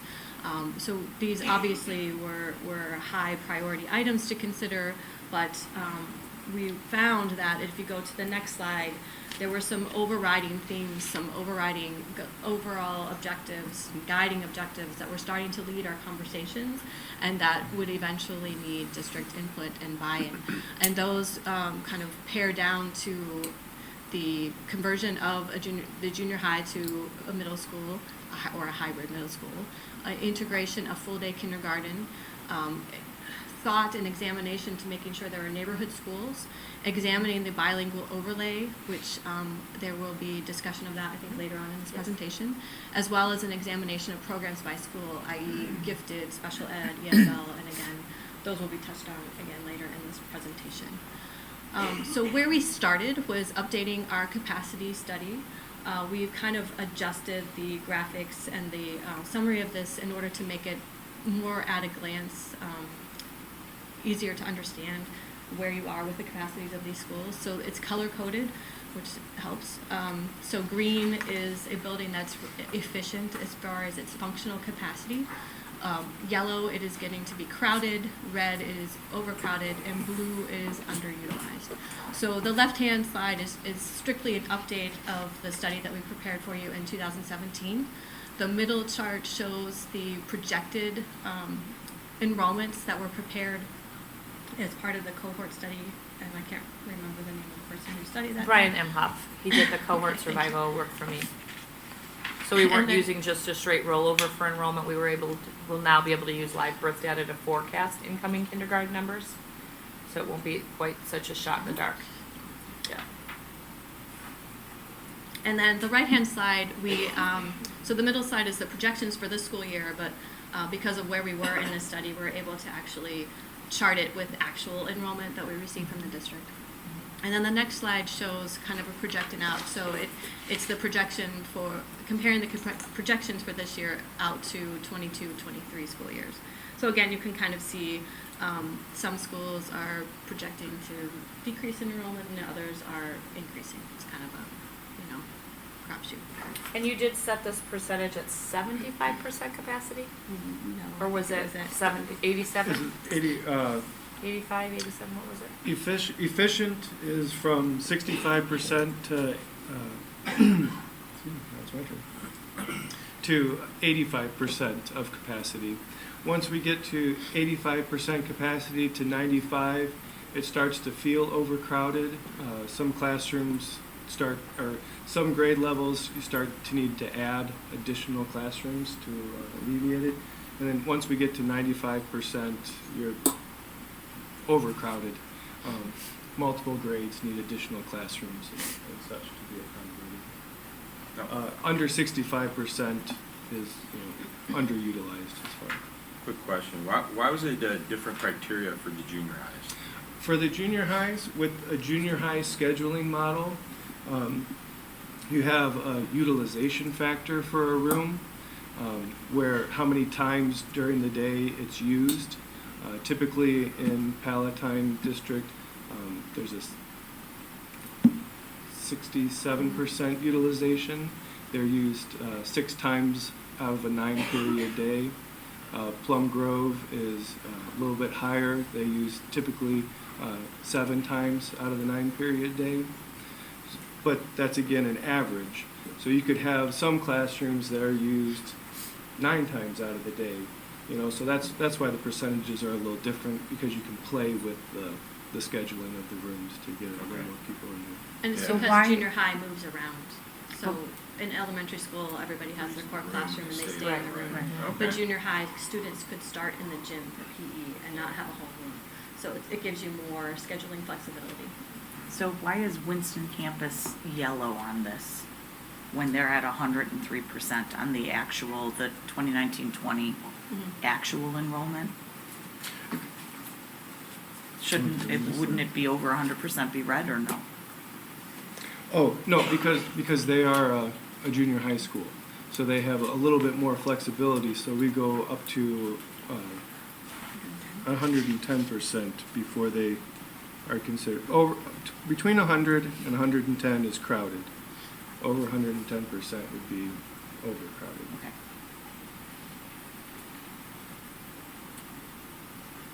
Any other questions while we're here?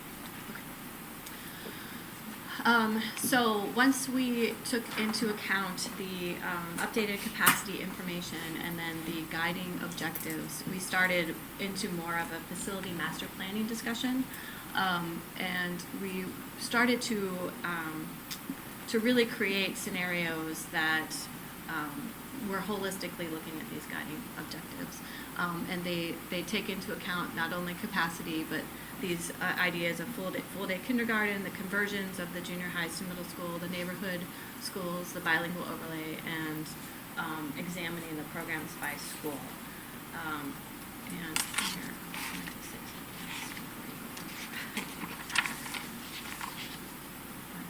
yeah, so each of our scenarios that we're going to share with you kind of progressively address these guiding objectives and show the different impact that it has. So again, Andy's going to. So in scenario 1, this is how it would look, how it looks today. Half-day kindergarten through 6th grade in the elementaries, and then 7th and 8th in the junior high. You can see we're kind of a bit mixed between schools that are efficiently using the spaces. Some are starting to become crowded, and 2 there, Pleasant Hill and Hunting Ridge, are overcrowded. So then we looked at what would happen if we did full-day kindergarten through 6th grade in the elementary schools. And there we can see that quite a few of the greens have now moved to yellow, being crowded. Again, I should explain the legend over there. So the top number, slightly grayed, is our calculated capacity for the building. The darker number underneath is the enrollment. And we use the same colors as before for the overcrowded, crowded, efficient, and underutilized. So bringing full-day kindergarten into the buildings, it reduces the capacity of the buildings because now kindergarten classrooms aren't used for 2 sessions a day, they're only used for 1. So quite a few of the schools now become crowded and overcrowded.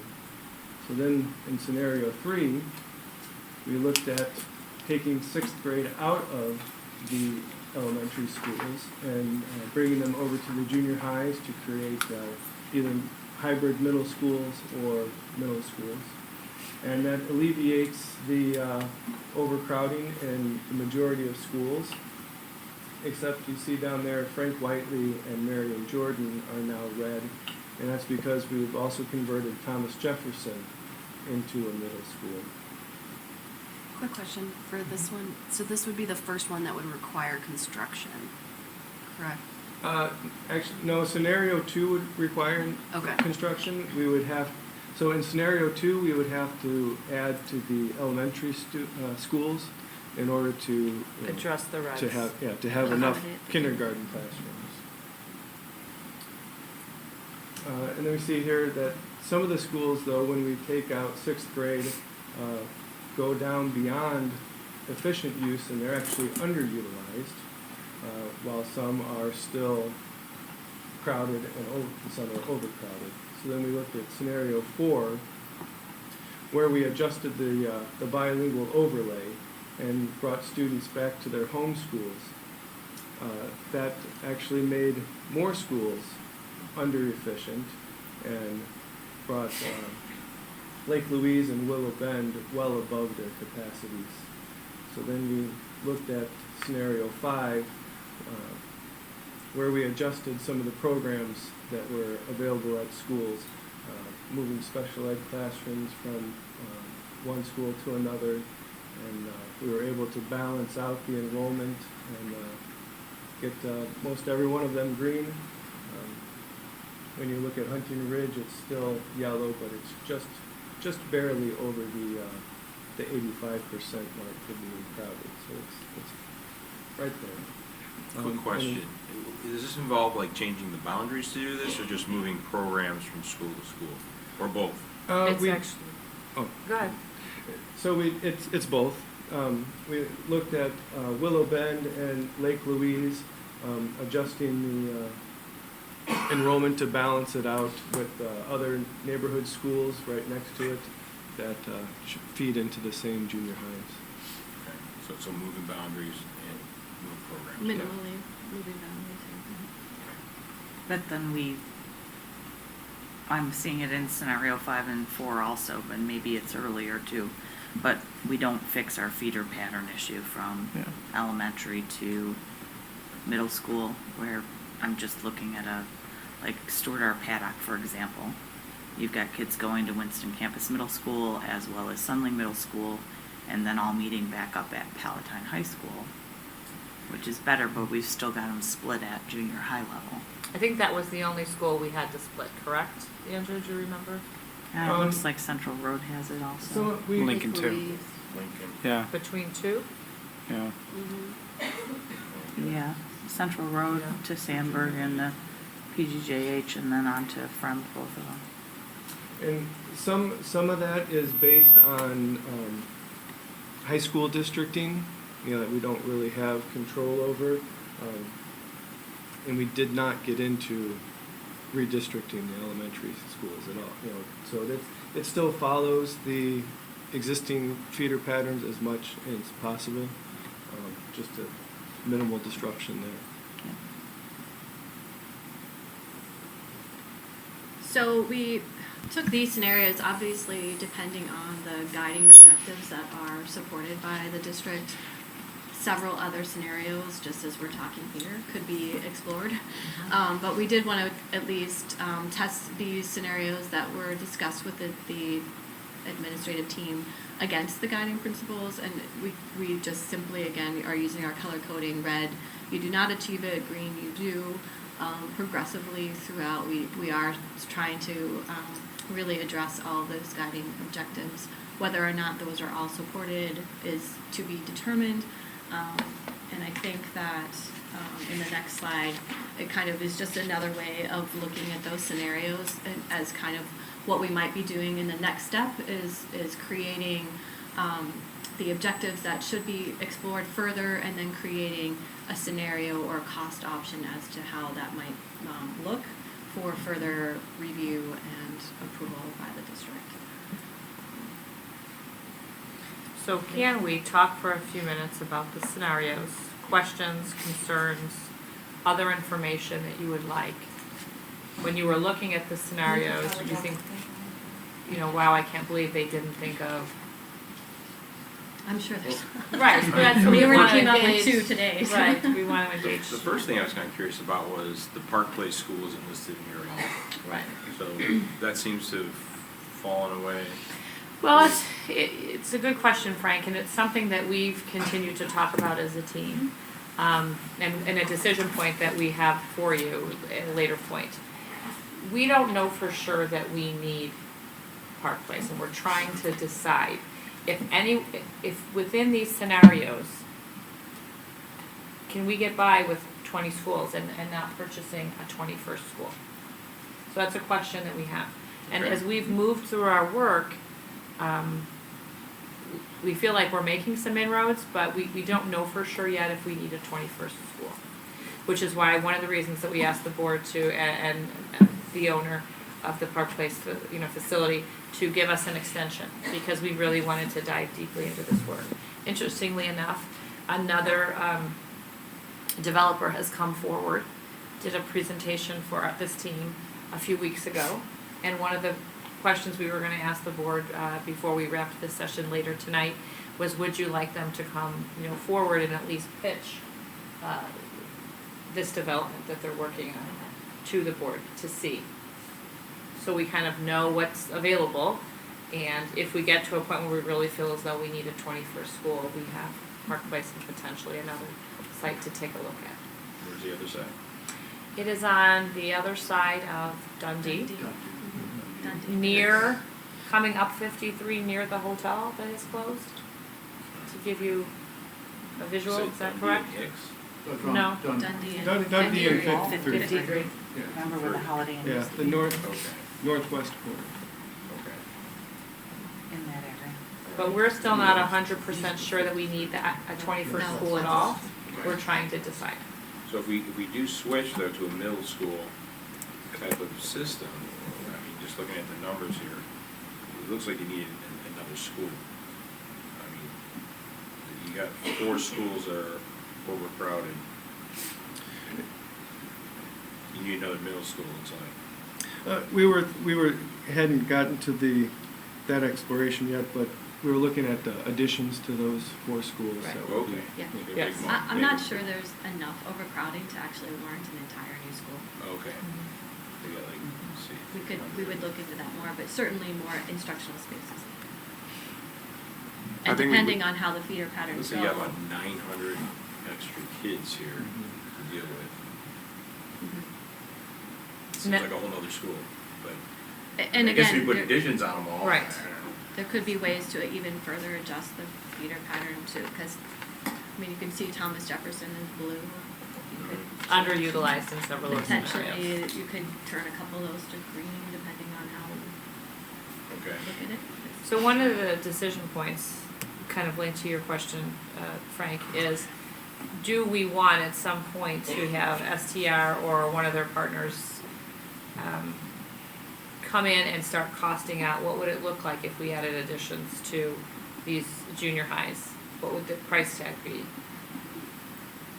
So you know what you would be dealing with, or if we weren't to convert TJ, we were to keep the middle schools, the junior highs, but we wanted to bring full day kindergarten in, like that was a value that was, very important to the board. And then we would be talking about, do we want them to cost out what it would entail to put additions on our elementary schools and add kindergarten space. There's a lot of ways we can go with this, but we know you can't make any decisions on any of this without a lot of careful thought, but also with the price tags that are gonna come with these options. So that is something we'll seek consensus on before we're done tonight. The feeder pattern question, I know that was something that the Boundaries Task Force focused a lot on in their presentations. Is there a reason why we were trying to stick to the existing feeder pattern in these scenarios? Like, was that a choice that we made to do it that way? It was a choice, I think, to minimally disrupt boundaries. I think. Right, so Yeah. Boundary Task Force Yeah. was charged with good, better, best scenarios, right? That was early language. And best would really be, kind of blow it up district, redistrict, get it straight. But that's a really hard thing for a community to wrap their heads around and get behind, because nobody wants their schools to be, boundary lines to be redrawn. So I think 5 gets us a little closer to that best case, even though it's not perfect. The only way to really have a straight shot would be to draw new boundary lines. Peel everybody back into their home schools and see what that might look like. Which is certainly a scenario that could be tested. It's just.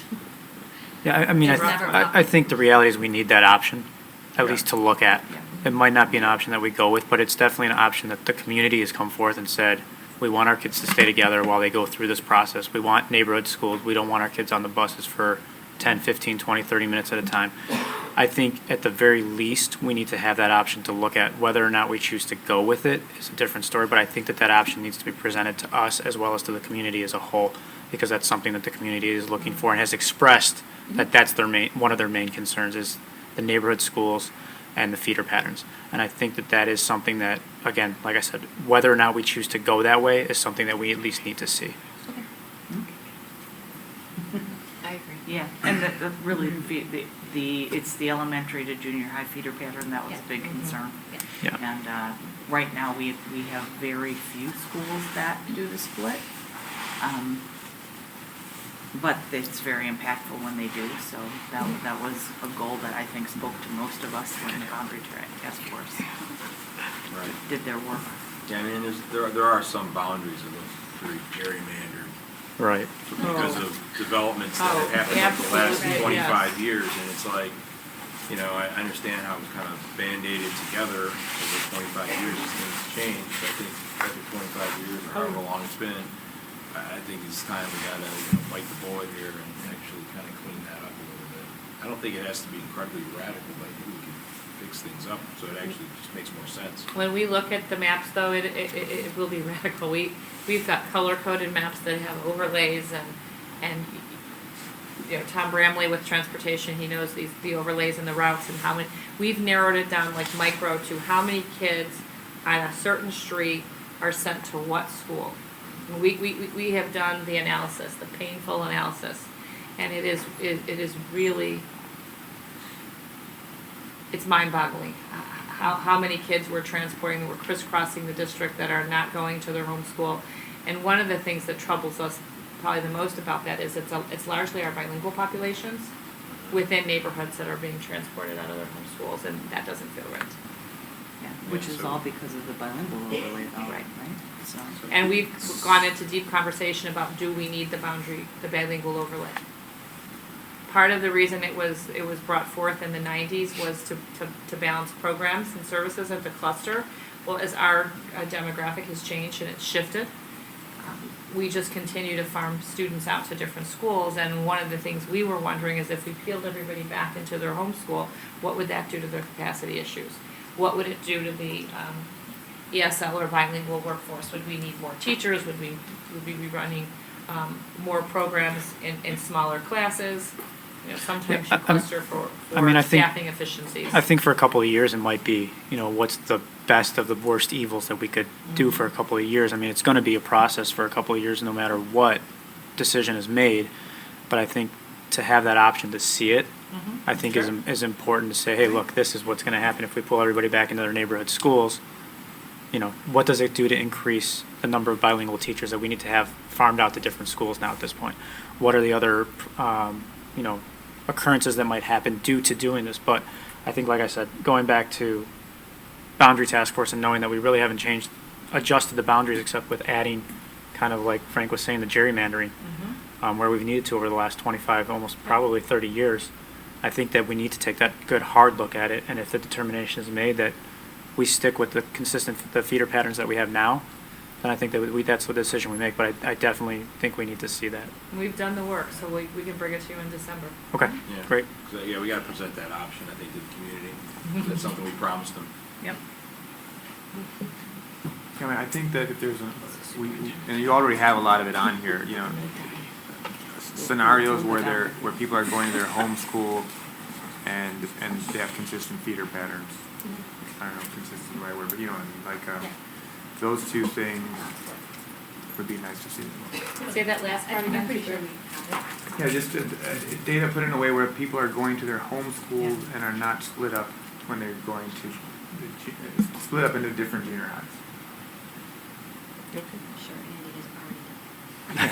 Yeah, I'm sure it's just another slide. This slide's ready to go. Just throw it up there. He's got it in his back pocket. He probably does.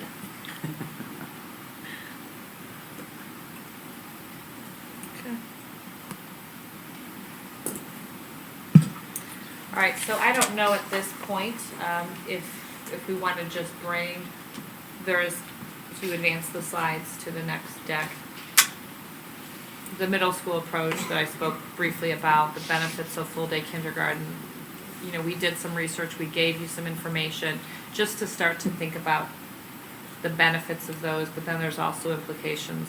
We wanted you to have some sense of what it would cost to bring full-day kindergarten to the district. And this is costed as if we were to pull the sixth graders out of our elementaries and convert the juniors into middles. There's cost in terms of initial, like a one-time cost, and then you have your staffing costs in perpetuity. So Mike, if you want to just spend a few minutes, and Meg also worked on this. Can I ask a real quick question too? When we did this feasibility study, did we take into account the possibility of having the ECTIC program still remaining in our buildings, or is this with taking ECTIC out of the buildings? So we did it full ECTIC. Okay. No, and we're part of a grant with ECTIC, Right. so what is it, 2013 or 2014? We have a 2023. So the capacity numbers don't include the ECTIC program, okay. So those are K through 6, K through 5, or 6 through 8, how you split them up that way, okay. Okay, so as you can see, salary and benefits, we currently have 37 teachers. If we were to, we would double that workforce, we'd have 47, or 74 rather, kindergarten teachers, and then we would have to add special area teachers to cover music, art, PE. The kindergartners in the half-day program don't receive all of those specials, so we think one of the benefits is not only would we have a lot more time to instruct, we have this wonderful new reading curriculum, we're working really hard with Envision and elevating the rigor and the environment in which we instruct in math. We would certainly have a lot more time to do so with our kindergartners if they were with us for full day. SEL offerings would be able to take place on a regular basis. We would allow for play-based, experiences with our young 5-year-olds, which we know are beneficial. We would also have time for a win block, what I need, that might be enrichment or intervention, because we do have children coming to us not ready for kindergarten, but then we also have kids that could gloss right over kindergarten and are ready to go to first grade. So we know that we would really use that time wisely, but we'd be doubling our staff. And then Mike did a quick cost on what that would be if we bring them in at around 55,000 with salary and benefits, times the doubling times 37. You had a figure. Yeah, it was about $2.35 million. And you got to assume, and that's going to increase by, I'm assuming BA0 with benefits. Some full family, some single. We've got to assume it's going to go up about 5% per year. So just so you had started to get a sense of what that would cost in terms of perpetuity, like that's a yearly hit to the budget, right? Absolutely. And it's a conversation that the board would have at a later time. Are they paying the freight, or folks that participate in full-day kindergarten paying for some of it? Those are conversations that we're having, but as a team, but we'll also need to start having, should you direct us to pursue this further, down the line. Meg and Sue have worked on furniture and equipment, instructional materials, because that's that one-time cost. And then I can't remember if the next slide, let me see, talks about where some of this money can come from to help offset that cost. Mike, can you talk about the TIF roll-off in Schaumburg and EBF funding? Yeah, so, and we'll get into a little bit more detail when I do the 5-year forecast, but there are some TIF roll-offs that the district is going to see additional revenue coming from. There's one that Corey and I have been talking with Village of Palatine. It's the downtown Palatine TIF is going to roll off. That's about $1.9 million, I recall. It's in my presentation, which would be for next year in the 2021 school year. In 21-22, there's another smaller one that's going to be coming off the rolls. That's about $100,000, and then about 2 or 3 years after that, there's a larger one, about $2 million that's coming off the rolls. So all those TIF dollars combined, I think, is a little over $3 million per year for the additional EAD or tax base that the district would get. And then there's also additional EBF funding. So since EBF has come into effect, the district's received about an additional $400,000 per year. You can't take your EBF funding and just put it in fund balance and say, away we go. We have to do an EBF spending plan every year. As much as you'd like to. As much as I would like to do it, I tried, but I can't. We can't do that. So we have to identify what are we going to spend that EBF funding on. And we have done that with I've actually worked with Dr. Hines and members of the instructional staff. But I think what we could use, so let's say you get $400,000 per year. Maybe in the year 1 and year 2, there's focused instructional items that we want to spend, the district wants to spend the money on.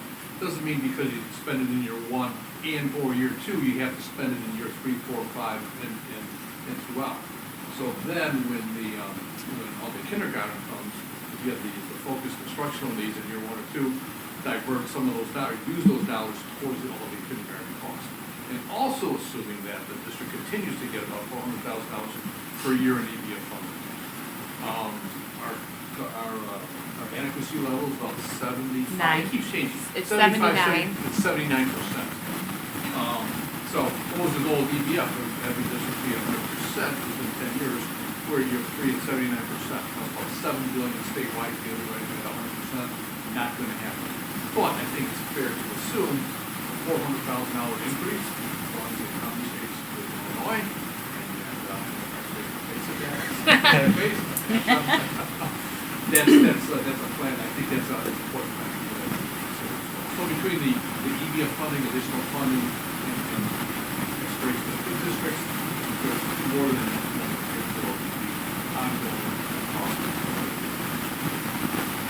So if we just advance a few slides, the history of the overlay, we can spend more time talking about that, but and special education programs, just so you can kind of see where the programs are held. And we certainly, with our bilingual students, when the overlay was in place, we went back, we searched records, we talked to Cheryl Wolfel. One of the commitments that came forward was that we weren't going to move our programs annually, because that used to happen in the district. We wanted to bring stability to the families of our students that speak multiple languages. We would be able to do that if we could put them back, our students back into their home neighborhood and they could go to school with their neighbors. Same thing with special education programs. Although some of them may move, just like gifted may move, it's not going to be the kind of program that's going to move around on an annual basis. Some of the locations may change, but then we would look to ensure that they would have permanent ones. But these are all factors within these capacity issues and potential construction issues that we're going to continue to sort through and make sure the numbers are reflected in whatever our final proposal is. And then lastly, so again, we're really trying to make sure we're all operating on the same basis of information each month. We're tackling, investigating a little further. We want to reach agreement on the draft guiding principles and priorities. Do you agree with them? Do you have any others that you want us to add in this case? Full day kindergarten, we really be excited to bring to the district, but we know there's a process for that. So we would like to know if you would like us to engage with a company that, a construction company or, a partner that can help do some cost estimates for the board. So those numbers start to come a little more tightly in focus. We want to discuss timelines. I'll certainly add to the list to completely redistrict and get my resume ready. Superintendent Killer right there. But we'll bring that to you in December, and then timelines and then those next. So with full day kindergarten, we still have to offer the option of half day, correct? Correct. Is there a way that we forecast that by benchmarking other districts? So what other districts will do, and I don't love it, but it's kind of what seems to happen in most cases, is you stack all the things that you normally offer in a half day kindergarten program in the morning. And then when you extend in the afternoon, that's when you're able to get the intervention time or the additional specials that they don't receive. They would receive science and social studies instruction in the afternoon. So those that didn't want to join us for a full day would have a very similar experience to what we're having. We do not feel, honestly, it's adequate for our 5-year-old, but that's what the option is. From a feasibility standpoint, is there a way to forecast that to say we have 500 kids coming in and 10% of them are going to say they want to come half day? And how would that adjust projections?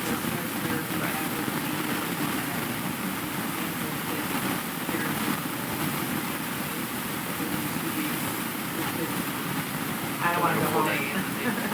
So it's really just a handful that will select a half day option. Okay. And the majority of the districts.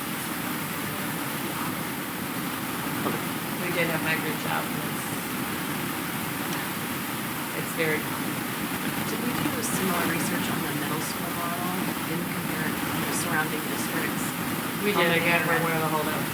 Okay. And I mean, junior high folks in the audience and principals in the audience, and I think they're pretty excited about the possibility of full day kindergarten. And I know, principals, I'm looking at you, they're cheering and clapping, and they would love nothing more. Doesn't mean that every parent's going to love that as an option, but we do think an educational family. Wait for that money to come. Even the kindergarten assessment, the fifth assessment, when we went down to Disney, they were saying that the assessment was based on full day program. All right, so anything else you want us to try to investigate between now and our December meeting, or even then, if it's a bigger project now in our January meeting? Because we're just going to continue to build and bring information to you. Anything else? No? Okay. Nice job. Thank you. Thanks, Thank you. Thank you.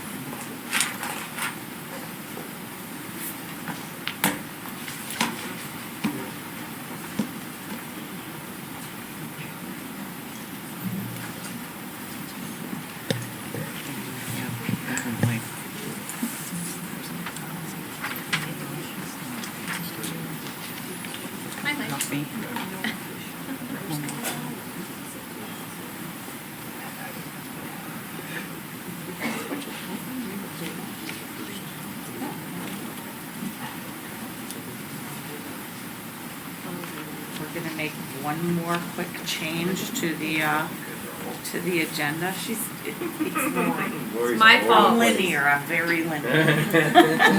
This'll just take a minute or two, you guys can stay there. We are going to jump to, just very quickly, Personnel. 10.1, action item 10.1, and we're going to go to the approval of the personnel report. So if somebody could please provide a motion for item 10.1.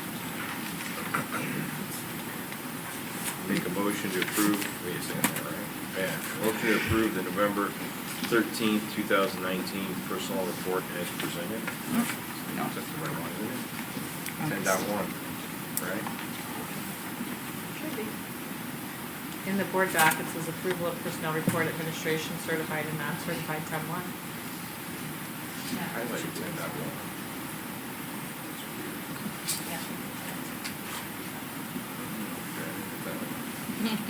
It's different than what's in the board doc. I make a motion to approve the August 14th, 2019. November 13th. So that one's wrong. That was a cut and paste here. This is the one when you had asked to have the one pager? No, you're right. I was right. Wait, this one was right? November 13th? I just said that. You did, it's correct. Oh, so you're feeding me bad information. Oh my Someone's God. got to write. What's happening here is this is our first meeting where we're using a digital program called Board Docs. And one of the things that this board does that is very efficient is the one pager that you have with all your motions. But that is not a practice that is standard, and it is, so therefore we don't have the capability of having it that way within Board Docs. So June put them all together into one page, so that's the disconnect. Very last minute, I think I asked for it at 3 o'clock. Well, we're working on our kinks, but I'm telling you, for a first meeting, this is pretty impressive. All right, Frank, Okay, back to Frank, you. you're All back. right, was I right? I was right the Yeah, first you're time. ready to roll. Right. You're right. I was right the first time, okay. I make a motion to approve the November 13th, 2019 personal report as presented. Second. Discussion? No. Roll call. Shupai? Aye. Wong? Aye. Vader? Aye. Vanderino? Aye. Hunt? Aye. Khan? Aye. Smolka? Aye. Motion carries, and if you'd like to make Yes, introductions. so the board, thank you for being flexible. I did try to seize a moment when I knew we had community members around public comment and those resolutions that we were gonna talk about probably around 11 o'clock tonight. I didn't wanna make them sit here, same thing with our new staff. I didn't want them to run for the hills before the ink was dry on their contracts. So, tonight I'm very pleased to introduce to the board candidates for approval, our new Director of Innovation and Instructional Technology, Janice Mathis. She's back over there. Stand up. Welcome. She comes to District 15 with a wealth of knowledge and experience in the field of instructional technology. Her experience includes classroom teacher, technology instructor, technology specialist, and she is currently serving as the Director of Instructional Technology in School District 84 in Franklin Park. We're very excited to have Ms. Mathis join our team July 1, so welcome. And thanks for hanging in there tonight. And then another new hire, we just finished interviewing last week, will be the Assistant Superintendent for Student Services. She'll be joining our senior administrative staff. Her name is Ann Scully, she's right back there. She will be taking Sue's place as Sue retires and leaves cold weather forever. Again, July 1, and oddly enough, when Sue came to us from Antioch, Ann replaced her there. And she's going to replace Sue when Sue retires at the end of June. She's, as I said, currently serves as the Director of Student Services in nearby District 34 in Antioch. She comes highly recommended according to colleagues and embraces being accountable for her department results. She problem solves early and often to keep complex issues involving student services from becoming issues for families, staff, administrators, or the board. Through the interview process, she emerged as our preferred candidate, and we look forward to having her join our leadership team. It's a big job. There's a lot of special needs students and a lot of programs, but we know we have the right candidate on this one. Welcome. Welcome. Two big ones in the books. All right. We look forward to great things. And Alright. please do not feel as if you have to stay. I know you had a long day, but thank you. We can't wait to have you officially start. All right, on to secure vestibules. Yes? Just checking with Jennifer, make sure that She's ready. We're on.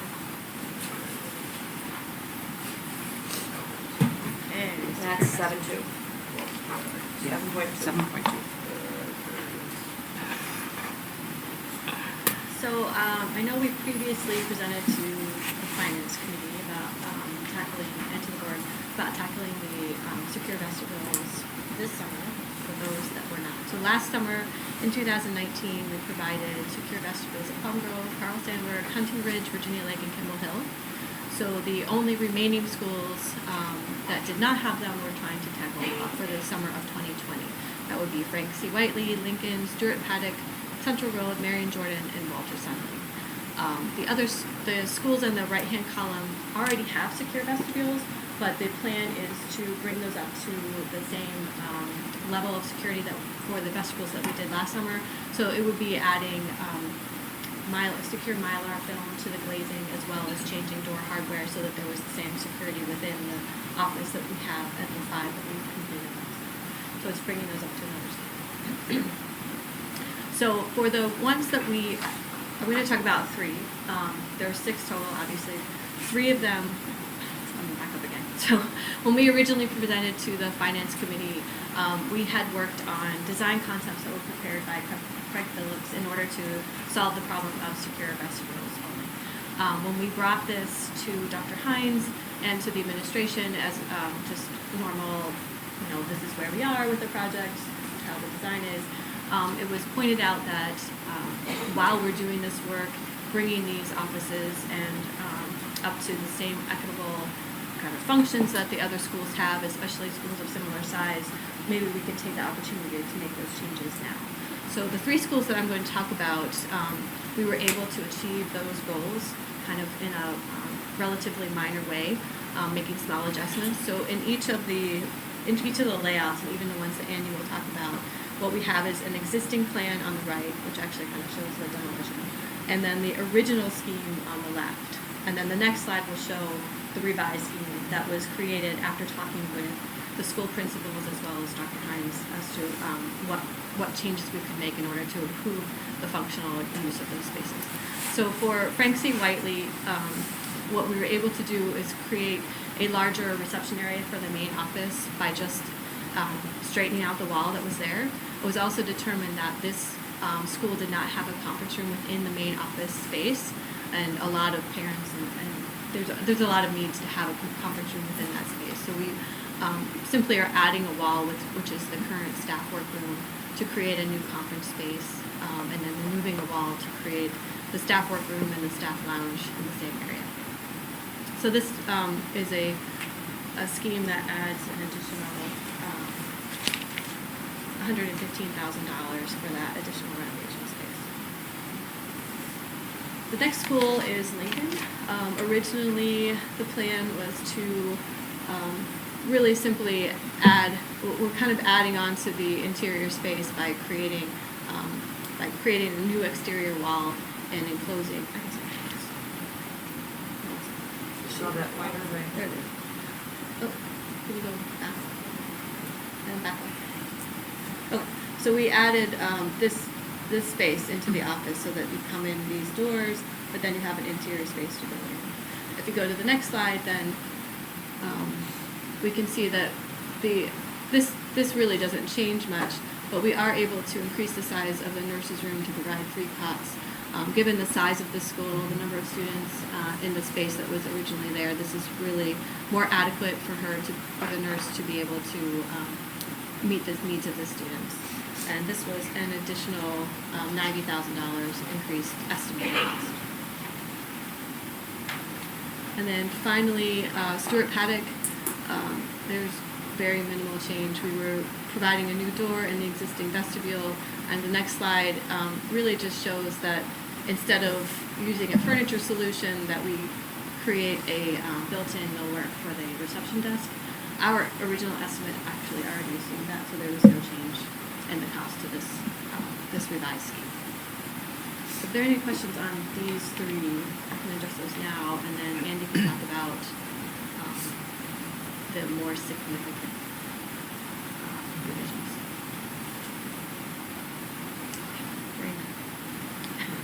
So the next is Central Road, and what we have here is a large hanging soffit that is just over exterior space. So when we first started looking, we were going to enclose that to increase the size of the assistant principal and principal's office slightly, but then also shift the wall down, providing more space in the main office. But then when we met again with the principals, they don't have a conference room in their office space. And so what we did is we went ahead and we're going to extend out the entire length of that soffit to gain about 500 more, or make overall we have 500 square foot increase. But now we have a conference room within the office area, rework the teacher's lounge to accommodate that, and then the teacher's work area then takes over the space that was previously the conference room.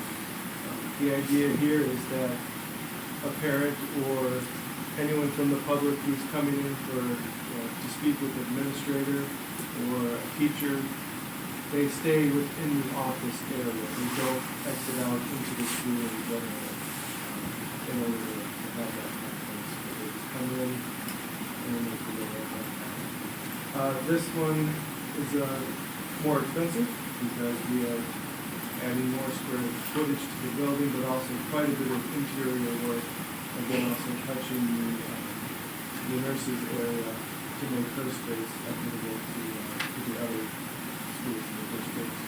And we're adding about $500,000 for that original proposal. The next school we looked at is Mary and Jordan.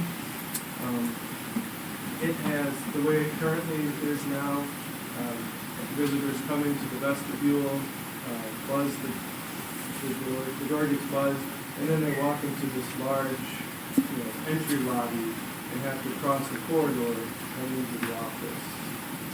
The original proposal, which was not anyone's favorite, was to create a small office next to the vestibule that would need to be staffed to allow people to come in, and when they would direct them on where to go.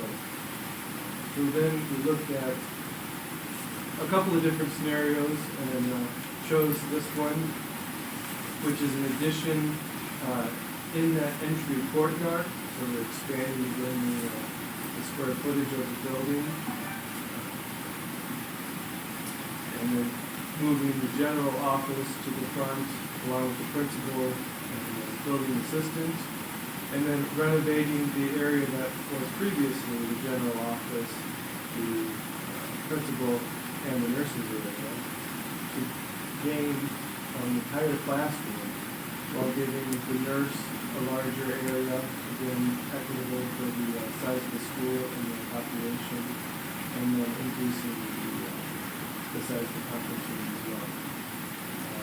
This is quite a bit more work. We're having to add foundations and structure, floor slabs, and the roof, and so we're adding about $1.2 million for this position. One of the things too, I think that's important to just share in terms of Mary and Jordan is because we do have 7 classrooms for students with autism. At Mary and Jordan, they have become very crowded in terms of, and Patty's still here, in terms of having any additional wiggle room. So the addition of that classroom is pretty important. And then the last is this school building here in Walter Sunderland. So originally we were looking at just actually creating a vestibule for this building by bringing a new line of doors to the face of the existing, and then a new door directly into the office. So then when we met with the principals again, it was realized that the office space in this school is very, very small and undersized for this school and the number of students that it serves. So we are bumping out an addition on the office area, coming out an additional 8 feet in front to provide a better size principal's office, assistant principal, give them a usable conference space for larger conferences, and then also smaller space for more intimate, smaller conferences. Reworking the nurses area to provide equitable space for the population, including 3 cots and accessible toilets. And then reconfiguring the workroom, teacher workroom, and the teacher's lounge. And that is an add of about $1 million to the original scheme. And then lastly, we also looked at the fascia panels that are surround this building and have been stained over the last 60-some years. Looking at replacing those, we looked at a number of different options and schemes of how far around the building you would carry it and what that would cost, and we settled on the next slide. For this replacement, we would go with the front of the building, what is visible from Smith. At this point in time, it would involve removing the panels, removing the backup, and installing new aluminum composite panels that won't be as susceptible to the environment and steam. And we're looking at a budget of about $218 to add that to the scope. So that's to cover up the tar that's dripping down the house right now. You just pressure wash that? It's asbestos, I asked that, Frank. I was ready to do it this summer. It's asbestos behind there, so no. Really? Wow. Yeah. The panels themselves are Could pressure wash them. No.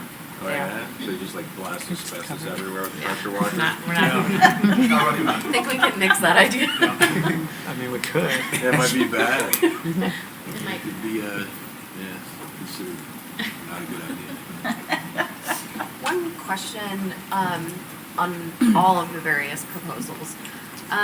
Do these take off any of the life safety projects where we would be able to see at least killing 2 birds with 1 stone? I don't think so. Good Birds question. eating birds. So, It's a good question. while making the school safer and more functional. Right. The To your- secure entries themselves are on the life safety as recommended C items. Okay.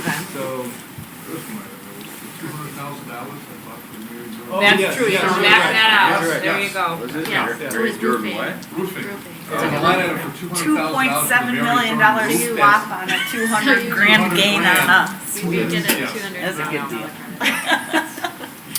To your point, Sam, so that's something we That's a good discussed in the question. finance Yep. committee in regards to, at least while the buildings were open, maybe shifting some of the carpet, projects that we had slated for 2 or 3 years out to move those up potentially this summer. If there's some realized cost savings in kind of killing a couple birds. Small birds. Yeah, we'll talk a little bit, I can address that a little bit more, there's actually a slide in my 5-year forecast slide, but it was a suggestion by board members on the committee, actually, with a recommendation, instead of going to the building this summer and then going to the carpeting again 2 years out, maybe we should some of these carpeting projects, go into the building once and then we're done with them. So the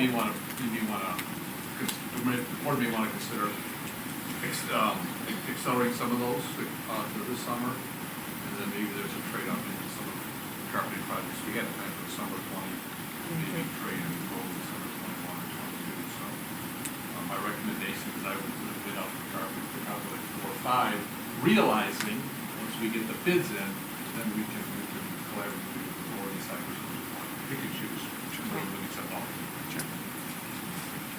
I think my concern with some of the projects are larger in scale, construction, and just the presentation that we just had about some possible construction that we'll be needing to do based on the way that we're shifting boundaries. I worry about us having these conversations in isolation, and that there may be even more realized cost savings if we do have to make additions or various construction projects based on a decision that we come to in terms of the school boundaries. How we might be able to combine those two, or maybe some construction may not be needed if we make certain decisions. So I just worry about those two conversations happening in isolation, or they can be part of a comprehensive sort of construction and facilities needs like we've been doing.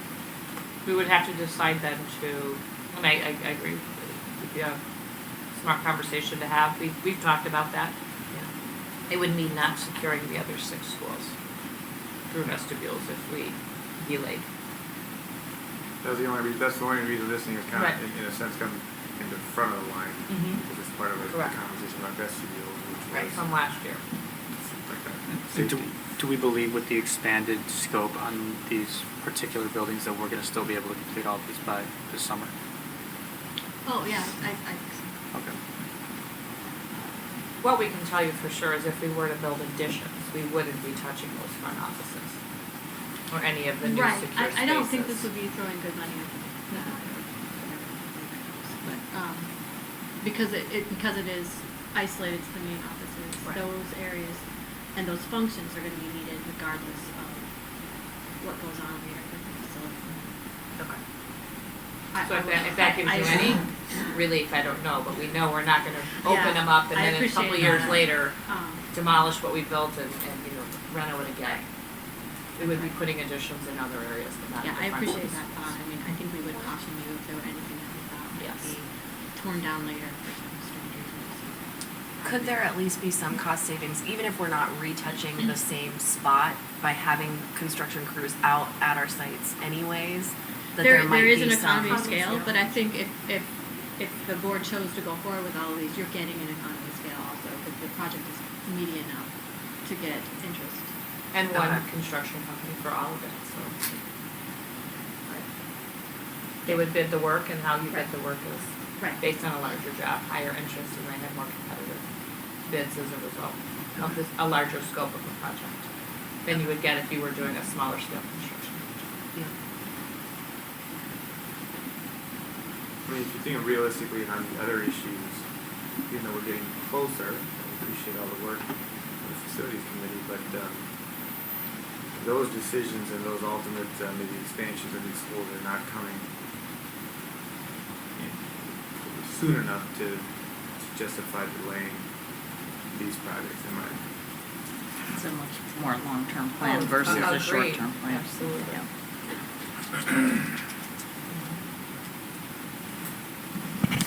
But you know what, as much as I agree with that, we still have to look at the price tag, especially for the last 3 schools.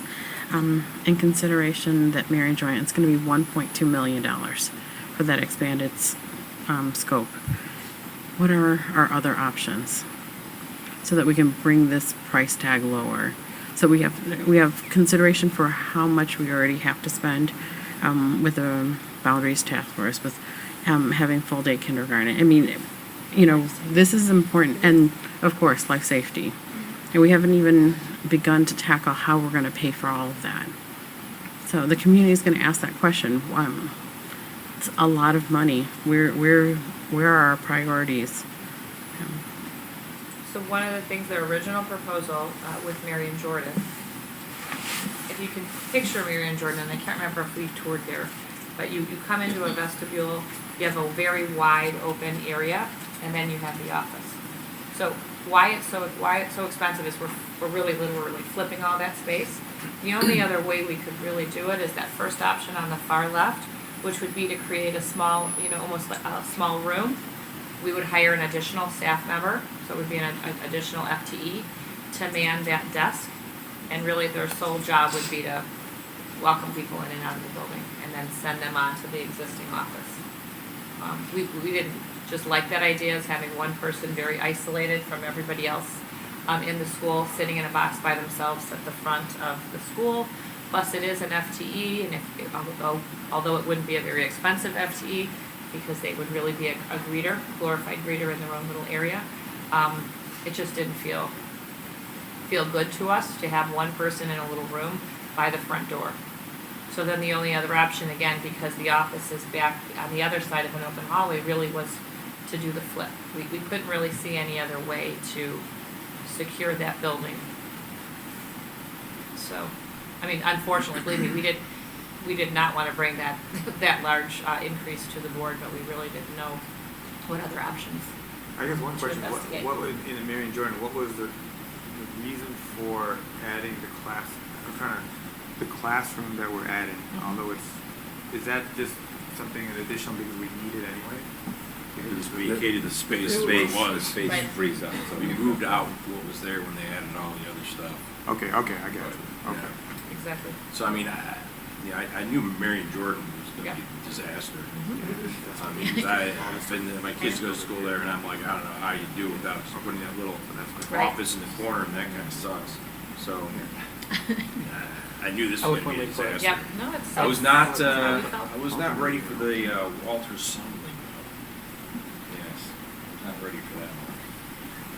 Because that one looked like a nice, simple one. I was like, oh yeah, just over there, everything's great. And also, it's like, wow, let's review the whole office area. And I'm like, It's really very undersized, and you Well, I know, know, for it's a just for a $1 million. junior high. It I know. wasn't there before. You're absolutely right. The other part, we're getting to finance committee and stuff, but that was discussed, which again, I'll put on public record, but was asked of, if we do approve this, or if the board approves this, does this open up, the schools that we just secured last summer to then go back and retroactively say, can we right-size our space? And, again, correct me if I'm wrong, but the answer was those already. Right. We're not looping back around to the other 5 schools that we did this to last year. So Mike, how does this factor into our But they were also, sorry, projections? Mike, they were also done first because they were, Easy, it was simpler. an easier plan and they were more appropriately sized. That's why they went first, and then we saved the Carter 6-4 last. I will say also there is an opportunity, I don't know with Mary and Jordan, but certainly with, I'd have to look at it, but with these expanded ones, we could bid them as alternates. So you could decide, you could see how the bids come in. You could choose to do Walter Sundling as just the vestibule, or if the bids come in favorable and you think it's beneficial, you could do the whole addition. Yeah, it's a good idea. I mean, looking at it, it seems like the right thing to do, but quite honestly, I'm choking on the cost. I see how quiet I am, that's not my normal MO, but it's offensive. Yeah, especially going from let's secure vestibules. Right. Yeah, this Throw one's some numbers definitely a at the big- wall, big we've scope, got right? a general consensus on numbers, we knew the more reasonable ones were going First. this past summer, these were gonna be more expensive, but back this to my is- numbers, $2.7 million swing on the original numbers is a It's hard to The swallow. community had impact. heard more than one time that it was, 800,000, Yeah. around 800,000 Right. to secure. So That was pretty, that was pretty back of the envelope, but I know we didn't expect it to be. Right, and that was 2 million already more. big for Right. the, at 800 grand, it was big, and we were like, eh. Right. So, we set these in 2 batches because we felt the first 3 were pretty straightforward and kind of on par with what you would have anticipated. mhm. So one of the things we'll ask is, are you ready to go with the first 3? And then in terms of the next 3, we can either bundle them, we can keep 2 together, pull 1 out, or we can do them each singly, individually. And I'd ask Mike kind of just how this incorporates into our budget projections. Yeah, with so, regard to- I got a slide on this too, the 5-year projection, so. Our original planning is, we've always done $3 million per year in capital projects. Right. So we know where are we at right now, we know that between our 2 life safety projects, which are out to bid, which is the roof at Jane Addams and the univents at Willow Bend, the budget number for that is fine. If the board, if all of these projects with the expanded scope came in, that's another $3 million about. Then we have some projects out there. So capital project spending would go from 3 to just under $10 million this year. So I've got Did you only budget 3, or did you put, because you were putting 3, 5, or 7 in? whatever What number whatever the did you- total number is I can't remember. for the expanded scope, I put it in there. Although sitting here, I'm not sure I put the face example for 200,000, but it would get capital project spending right around $9.5 million. And originally we had planned for 3. And that doesn't decrease our life safety $100 Only million. the $200,000 for the roofing. The right, the one. Yeah. Well, the Willow Bend project and Jane Adams roofing. Well, those, Are yeah. both. So Those it's- are Right. both like. Yeah, it's 5 million Those for 5 those million two. are health. Right. Right, those 5 Okay. million are. Yeah, and we were bumping up from 3 to typically we've been spending 5 or 6 or 7. 5, 6, And 7. we've already been doing, and that was Yeah. taking off chunks of life safety. So we're still impacting life safety at Yeah. $5 million. To the tune of about $5 million. And there's some other items we'll talk about later that we have to do. They're not life safety, but Right. right to the point we have to correct them. Necessary.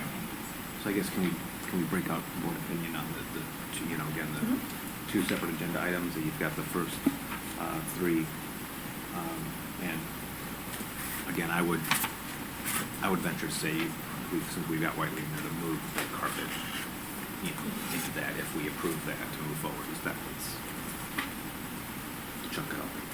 Yep. My perspective is I'm good with the Whiteley, Lincoln, Paddock for sure. I'm okay with moving Yeah. both of those three. Right. And then conceptually, I like the idea of bundling the second and then do it as alternates, and we'll see how they come in and how we're feeling. Can we do that without terrible impact? I think for Marion Jordan and for Walter Sunling. Sunling, that's easy. No, she's right. I think those two are easy. Right. Right, Marion Jordan and here. You're It's easy thinking to do, Central but Central Road. Road is.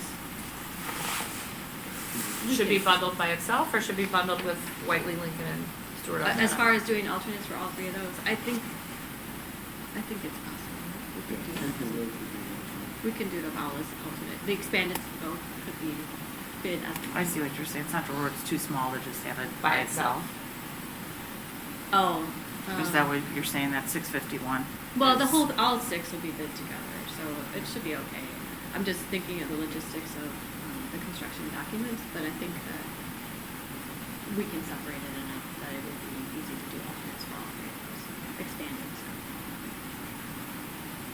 What do you guys think? I think coming back with the options is good.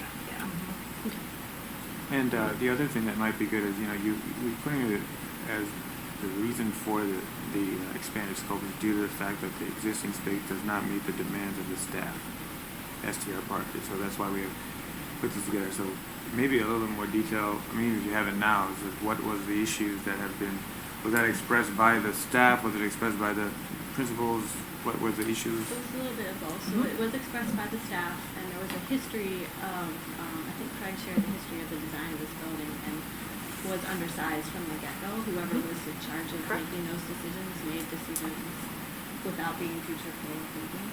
I don't know if there's any interest. I think the other thing too is, as our schools have, we have capacity issues, they've gotten a little bigger, they're more crowded. Some of our schools have 1 cot in the nurse's office, and that's, inefficient space. Some of them don't have conference spaces, or conference spaces large enough to have IP meetings, data meetings. How we use our spaces, is evolving in the field, and our schools, have not necessarily evolved alongside of them. So those are some of the reasons that the staff was asking for, or the principals were asking. Nothing overly elaborate, just more functional space that works in an efficient way. Conference rooms in main offices, assistant principals and principals with reasonable size offices to have kids or teacher meetings in. So it really was just trying to expand the footprint a little bit on these schools that are larger, and certainly Sunling was undersized. Marion Jordan, as Frank said, it's based on that initial architecture that it's so expensive, and we really can't do anything other than, we have 2 options. We have the box, or we have the flip. And again, we were very uncomfortable with the number as well, so we have 2 options. And then Central Road, it was just really trying to, the way it was built with the cement pillars and a lot of just open cement space that's not utilized, it just didn't seem to make sense to keep those wide open spaces that don't actually do anything, even aesthetically aren't that pleasing. We were gonna try to capitalize on those spaces and make them usable spaces for staff and students. If you're gonna disrupt the front of the building, was kind of the mindset. And Patty is here Central Road, not Jen, with Mary and Jordan. Her staff was very involved, Patty and our staff were very involved in, you know, what would Central Road need? It's a cute little school, but they were very involved in the design and came with some very good suggestions that Jen and Andrew tried to incorporate. So, but we knew when we said, with all of this expanded scope, especially of these last three schools, the likelihood that could be yes, it could be no. But then we have a fallback scenario that is just really kind of the hole in the wall. Make it secure and move forward, which is what we did with the first 5. That's why we broke them into two potential bundles, knowing that you might not be ready to say yes for the second batch. We get some alternatives on those other 3, and I'm comfortable with the way we group. We can vote on it. And that would allow you then to get those bid docs out, which is the other thing, we want to get them out, sooner than later. Yeah, So our we goal have is high to- interest and good pricing, hopefully good bids coming back. Our goal is to issue them for bidding early December and to bring them back to the January board meeting. All right. So from a housekeeping standpoint, with regard to the agenda item that's on the agenda, are we tabling that to January meeting then? Which one is That would just be the award of the bid. 10.5. Now what you. Oh, I see. 10.5. Yes, because So- that's to approve the expanded scope, and we're tabling that expanded So scope. we're just going to table it till we have the So we the would options. just do, and you can move that one to next Monday essentially. I mean, and I just, in terms of, if we're gonna get alternatives, for this expanded scope, it might be useful to understand, because you mentioned in your presentation, kind of to have it more equitable to schools of similar sizes in the district, to flesh that out a little bit, might be helpful to me. Okay, yeah, we can certainly provide that, but as I understand it, we're gonna proceed with construction documents that show both the original scheme and then an alternate to show the expanded scheme, so that when the bids come in for the January board meeting, you can decide which way to go. We won't have to go back out. Yep. Yep. All right, thank you very much. Great, for Andrew, thank you. We're gonna You may take now go home. a couple of minute break and then come back, so. Thank you. You do what you want with your break. We're going to McDonald's.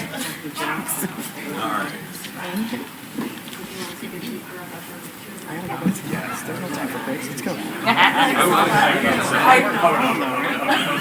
know. If I work at home, I'm gonna be like, I'm gonna go to bed.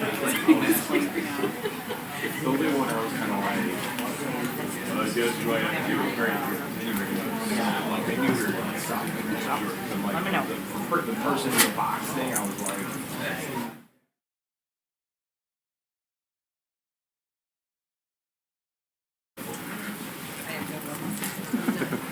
Really?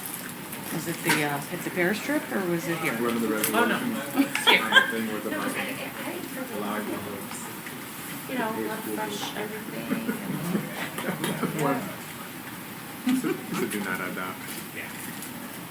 I was tempted. Tell Mike to come on.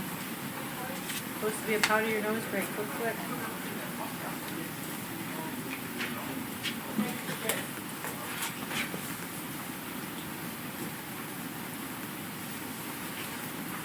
This will be the one that only they want really well. Just with all this budget stuff. The next will go back to being like a couple hours. I promise. I'm looking forward to it. I promise. So are we. Okay. All right. Are you ready? Ready, okay, I'd like to introduce, I'll let Corey introduce John from number 2, to present the results of our annual audit. And just like to publicly, again, thank Corey Boltzmann for all the hard work that he does on coordinating the audit and making sure that all of our numbers are good and balanced, and we get a nice clean Yeah, John Epperson for Miller Cooper. He's been on our engagement for the last few years. He's also done our presentation, I think at least 3 years now, maybe 4. So yeah, and he, for the first time, we put together, John did, put together some slides to kind of walk you through the audit process and what they did for us. So I'll turn it over. Great, yeah. So as he mentioned, I'm John Epperson, I'm the senior manager on the audit engagement. I just want to thank Mike and Corey and the team. They did a great job of being prepared and really making progress. So the reason you guys have an audit is more because it's a requirement and also to be fiscally responsible. Get the books and records look through. And you know, the purpose of our audit is to express a reasonable but not absolute assurance that the financial statements are fairly stated in all material respects. Some of the things that we're required to do with some of the services that we provide, we provide an opinion of the financial statements themselves. We also do a review of internal controls and make any recommendations for any control failures that we see or enhancements to internal controls that can be made. We also are required to communicate other matters to the board and to management that come up as part of the audit process. And then we also provide what we refer to as model best services. That includes drafting the actual financial statements of the state, AFR, assisting with the preparation of the statement of federal awards, preparation of data collection form, assistance with journal entries that are required for reporting purposes. And then we also file the AFR reviews once it's been reviewed and approved with all the numbers that they provide. So the audit results, the final documents that we provide, the annual financial report, the annual financial report, single audit opinion, which is required for significant federal grants that we're trying to audit. We have over $700,000 federal grant expenditures, which you do. The gas opinion, which is related to internal control and financial reporting. And then we're required to issue, required letters to you, and what we refer to as management letter, which describes any control matters that we found that we have. So I'm pleased to announce that we have expressed an unmodified opinion. It's the highest level of assurance that we can provide, and that basically states that it's a clean audit within financial statements are fairly stated in all respects. So you just, I'm not going to go over the financial report in great detail, but I just wanted to point out a couple of sections of it, sort of go through and describe some of the things. So our auditor's report that I just referred to begins on page 1. Page 5 of the report gives management discussion and analysis, and that's written by Corey, and that contains sort of some notes to the financial statements themselves, a lot of good summarized information, and some factors bearing on the district's future as well. The basic financial statements begin on page 14 of the report, and that includes 2 different types of statements. We have required statements and level statements. I'll go over just brief differences that we found. There's also required supplementary information in this form, multi-year pension information, and budget capital comparisons for certain remaining funds. And there's another section that's in some combining schedules and additional budget capital comparisons for all the other funds that are not already detailed requires supplementary information.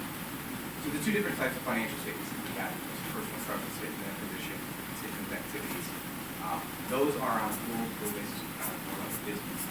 So certain items such as capital assets and debt are put on the balance sheet of the statement of position.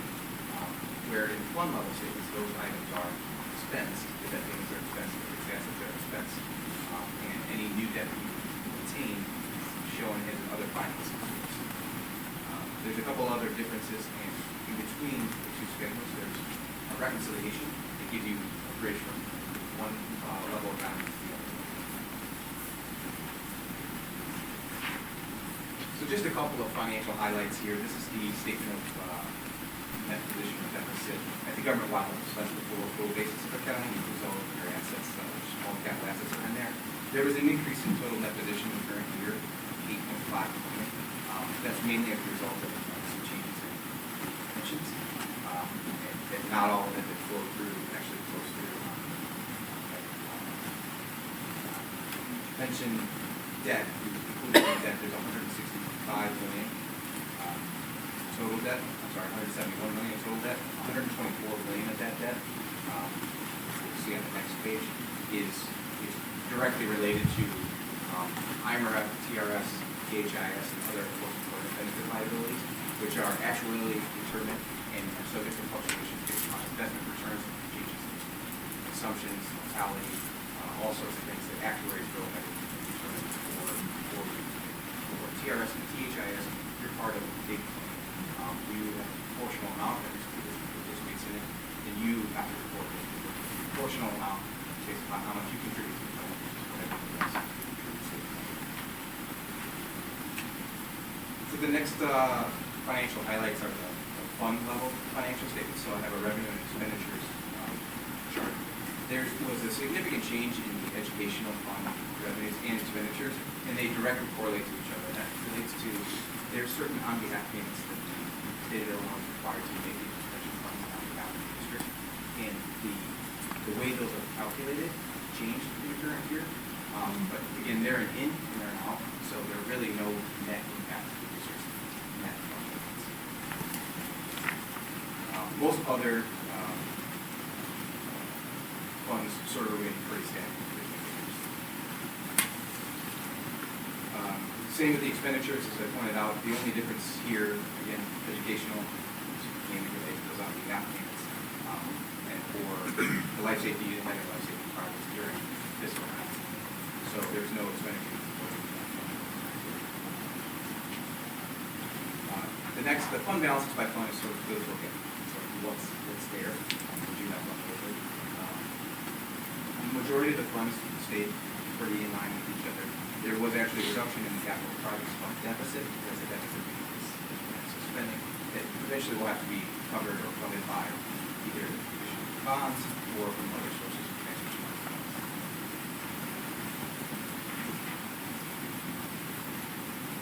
The next schedule I have is really a general fund breakdown because it contains both the educational fund and the working cash fund.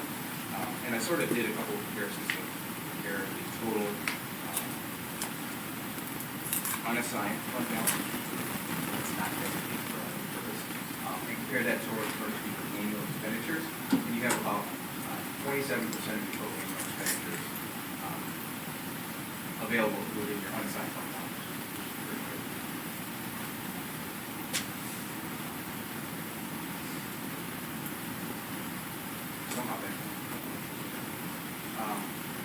What this slide is meant to do is show you your financial profile score is and sort of the way it is calculated. This is measured within the state AFR that needs to be keeps track of for every single district. And it goes through different fund balance ratios, expenditure ratios. You have a 3.9 rating, which is a recognition, the highest level of score, and it's based again on a weighted average of each of these factors. Here, this is sort of the last 5 years the district has.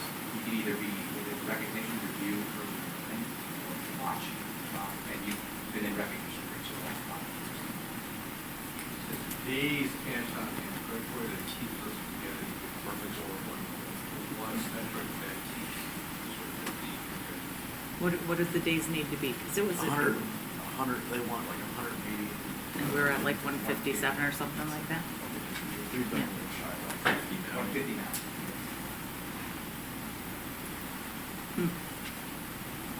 Okay, so the other thing I'm required to do is sort of go over the letters that we issue. One of them is required communication letter, and that's just a summary of sort of audit matters. So it contains a listing of future accounting pronouncements that are required by the ASB. None of them are anticipated by a significant impact. There will be more to be evaluated on student activity funds, part of the fund level accounting versus non-emergency fund, and there's some discussion going on the definitions related to that, what a fund is here. Again, the management was prepared with these agreements with the adjustments that we found. They provided us a representation letter on November 8th, finalized the report. There were no significant adjustments or entries, and they were all corrected. We also provided a control letter, Again, we look at a wide variety of different source documents and look over different we didn't, things are able to be classified into 3 different categories based upon severity. We have material weakness, which is the first find something that leads to a material issue. A significant deficiency that's more than inconsequential matter, but it's not material. And then a control deficiency, certain policies that assigning or have 2 signatures on a form, approval, one present, so it's still controlled and operating, but it's not to your policy. We're happy to report that we didn't really find anything, with the exception of there was a statement of economic interest that required to be filed with certain members of the district, and one was not filed in a timely manner per the county. They tell us that they submission filed, and there was one. We also have one recommendation related to technology-based improvements. More often we see in today's environment where districts and all entities are exposed to potential phishing, other means of people trying to impersonate other people. And we just recommend in all of our clients, so revisit their policies on at least an annual basis to sort of determine what has changed in the control environment and what improvements can be made to potentially limit the exposure to any of these. Are there any questions? Nope. So this was a new presentation, and again, we have 2 new board members, so kind of did this for you. Because normally we just give you the audit. So we can decide moving forward in future years if we'd like, this level of detail about the audit. You ran through it fast, but you were very clear explaining the highlights. So hopefully you found it informative. It's something that every district does every year. A great job in the business department because the results were exceptional. Thanks for sticking around, Sean. No problem. Thank you. Now Mike and Corey, Mike never checks his phone, I texted him. Are you able to move this to next month? Because the time is late. I can move the 5-year projection next month. We'll leave the tax levy right now. Right, no, I mean just the projection. next piece, okay? Just because Getting late. we're enjoying just wiggling things around on the agenda today, so why not mess with you guys too?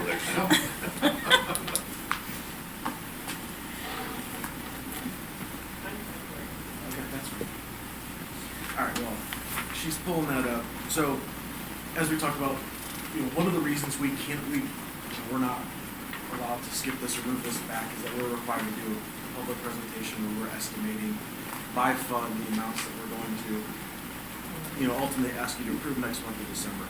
So this presentation, it covers the tax levy background, a review of the levy calendar, how we calculate the tax extension, and then the value of the new growth and the rates associated with it, and then ultimately what we're going to be asking you to approve at December's meeting. So, as it relates to District 15, the local property taxes account for just over 75% of the district's total revenue. When you hear the phrase tax extension, that really means what's billed out to residents, business owners in the community. When you talk about levy, that's what we're asking. That's not necessarily what we're going to be billing out. Also, when we're doing the calculation of the levy and really the extension, the primary law that governs everything that we do is called PTEL, the Property Tax Extension Implementation Law. We just refer to it as the tax caps. The PTEL law impacts all the school districts in Cook County and many other counties throughout the state.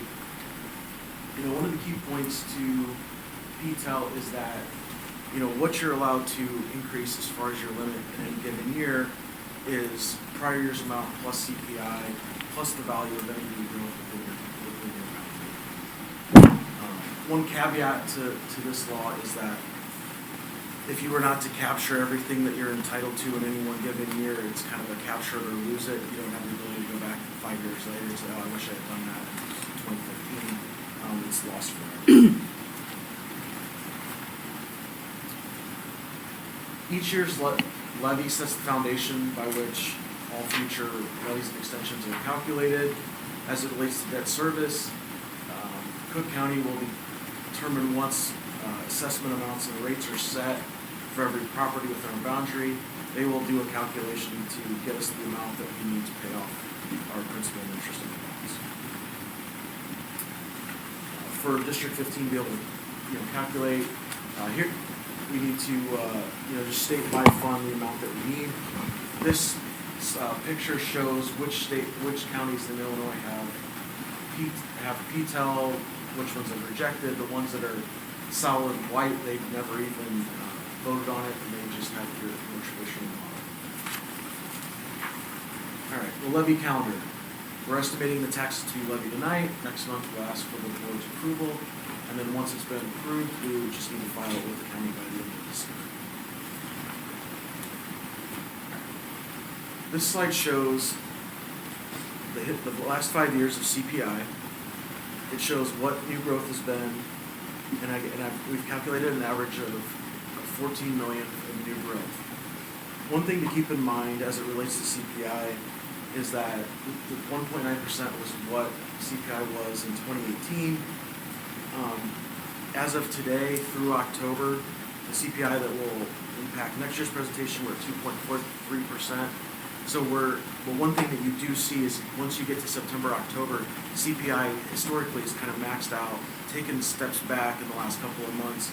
For reference, last year at this exact date, we were looking at 2.6, it ended up at 1.9. Other years, like where we have the 2.1s, CPI might have been like 2.2 or 2.3. So while we're at 2.43 right now, I would expect a small step back in the next couple of months. And then Mike, you budgeted 1.5, right? Yeah. CPI, so you're kind of factoring for that differential within a 5-year. Well, we're being conservative about it. Yeah, And okay. So the Fed sets a target rate of 2%. We use 1.5, 1.5, probably a little low. Well, not really. If you look at some of those other ones.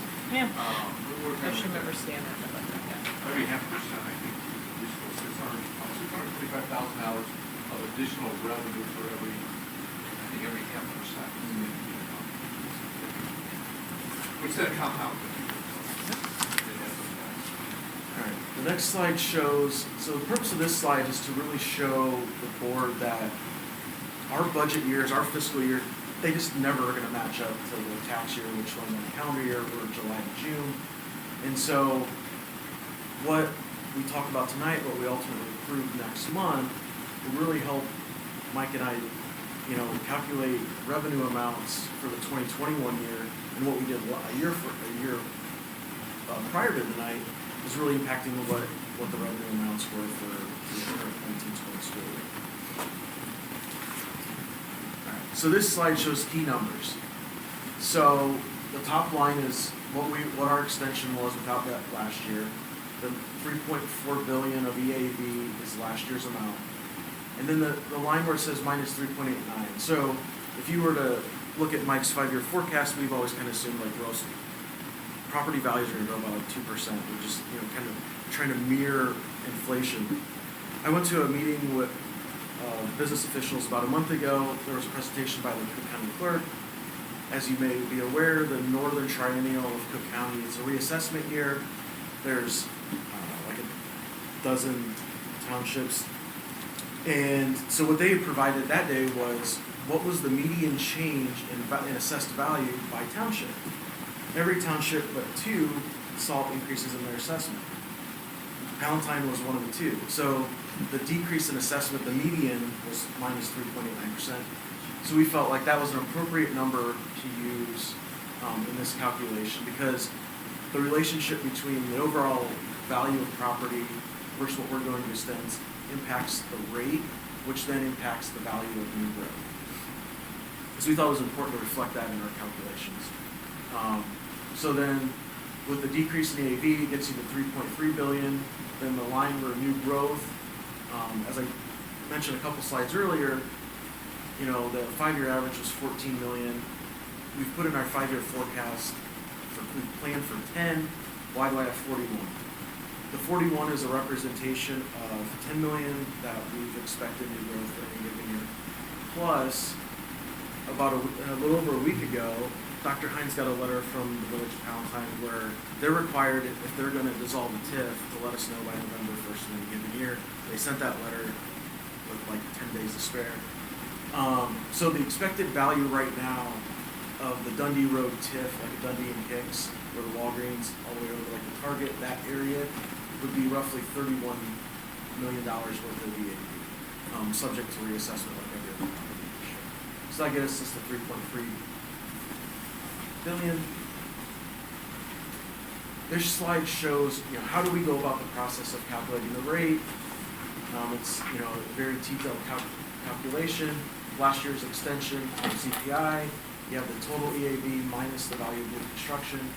In this case, we're estimating roughly 3.85 as the rate. So, what does that mean for the value of new growth? So if we adjust the top line is what if we take last year's extension times the 1.9% CPI? We get to 128. We back that in with the rate that we've estimated. The amount's off by like $300. It's just rounding. But really, what that estimated rate allows us to do is it gives us a good idea of what is that new growth. In this case, a pretty significant event for District 15 is the value of that TIF. So we're estimating almost $1.6 million of new growth to the extension. This slide shows, so we've gone through the calculation of if your property value is $200,000, by us going through the levy process, what does that impact your? How does that impact your tax bill? These are just estimates. The one thing I will say that's really hard, we do like to give people an idea of like what is the impact. The hard part is it's not that simple. If your property is $200,000 last year and it's $200,000 this year, that's only one piece of the puzzle. It's, especially in a reassessment year, it's how did your value go up or down compared to all of your neighbors and all the business in your community? If your value stayed at even and everybody else their value was going up 5 or 10%, well, your all piece of the pie is now going to be smaller. You're not going to see anywhere near the tax bill increase that you have large increases. Likewise, as I mentioned with the median being minus 3.89% assessment for the 2019 year, same thing. Some people probably have seen assessment decreases more than that. There's going to be some people that are a little bit above that. So as people, think about how District 15 will impact your tax bill next summer when you get that final bill, it's really, what is your piece of it? All right. So this slide kind of walks us through how do we, calculate in total the amount of the extensions. It gives us all the actual details for 2016, 2017, and 18.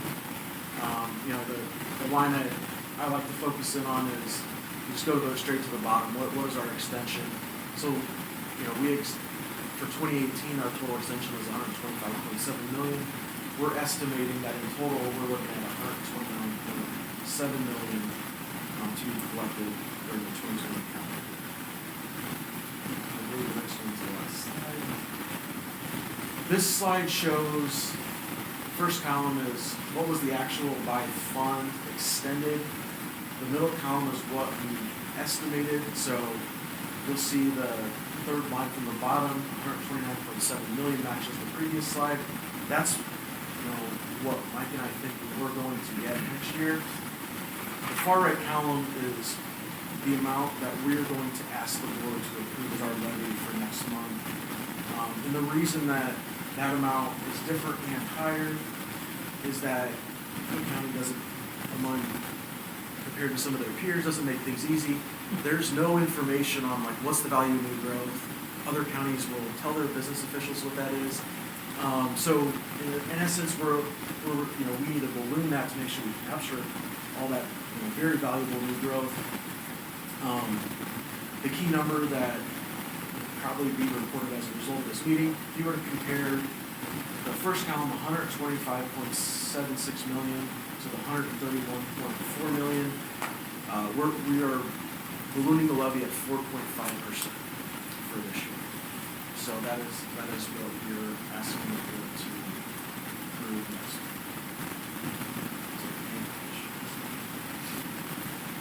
A lot of times what happens with that, newspapers will say not to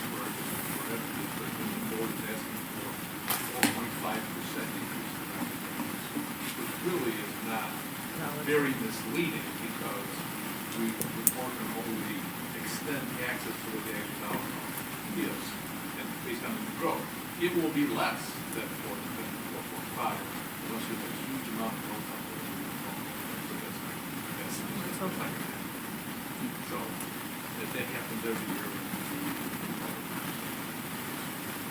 And it's 4.5 across all the growth and the existing property value, not 4.5 levied against, each property, is that correct? No, I mean, well, I guess if all that growth came in and it was equally shared amongst all properties, then yes, but every property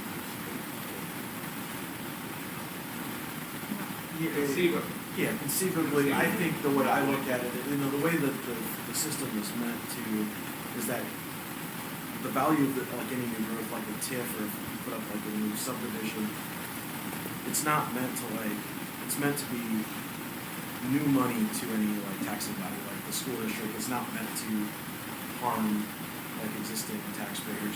So the way I kind of look at it is we're, for existing taxpayers, if everything stayed the same, we're really asking for 1.9%. That's what CPI is. Now there's so many other factors, like I said, what's your piece of the pie? How does the assessment process play out? That will impact everybody's bill, plus all the other taxing bodies. There's a lot of things. I like to think that very simplistic, we're asking existing people for 1.9%. Typical make up the other, in the 1.9% and 1.5. Almost impossible to see all that.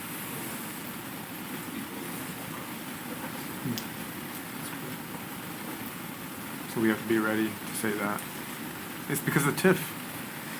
That's the main driver of that percentage, right? Well, the funny thing is too, is that the people in that TIF are already paying those taxes. Yeah. They're just not coming to us. Right. Yeah. So it's not really that their taxes are going up more than the 1.9%. Right, so all those properties are already paying the property taxes. They're paying into Already the paying. district. The district keeps those property tax dollars. Yeah. Funds into Within the TIF. Once that TIF period ends, which is 22 years, all the other taxing jurisdictions that are part of that get their proportionate share of the tax. So those properties within that TIF district, they're already paying the tax. Now, instead of it staying within the tax, it comes back to District 15, and Harvard College, District 211, All the taxing bodies. Mosquito abatement district. All the taxing bodies get the money that they would normally have gotten. I like those guys though. Especially in July. Real small part. Right, but very important. All right. Nice job. So there will be a resolution later that the board has to adopt. That says that the board has estimated the for next year, yes, and then in December, we will have the board pass all 6 resolutions. A lot of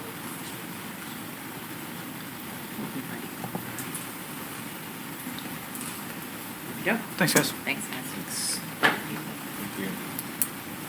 All right, may I have a motion for the reading and acceptance of minutes, please? Make a motion to approve the minutes from the following meetings of the Board of Education, the October 9th, 2019 Special Board of Education meeting and executive session. Second. Discussion? Roll call? Smolka? Aye. Shuhei? Aye. Vaughn? Aye. Ader? Aye. Henrino? All right. Hunt? Aye. Con? Aye. Motion carries.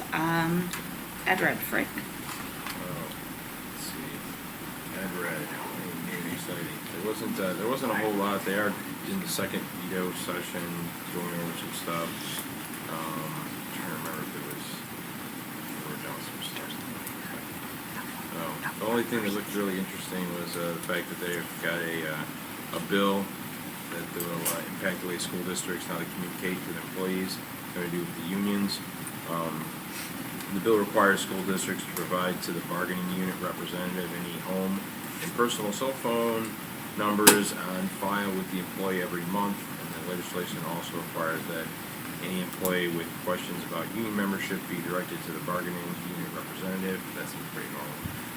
And then once an employee has joined the union, that employee will have one 10-day window per year in which they can revoke his or her union membership. This all has to do with the Janus decision as to why this law is being passed. And then the other one I thought was a little bit interesting. It doesn't have anything really to do with our district, but they are passing a law that, or proposing to pass a law where it will allow students to get 2 hours to go vote. High school. Yeah, in high school, right. Doesn't have to do with us, but it sounds It is. Did you air quote vote? 2 hours? Yeah, right. You can't vote for 2 hours, right? I can just imagine the kids gonna be sitting there studying for 2 hours. But yeah, that's about it. That's a McDonald's visit. Yeah.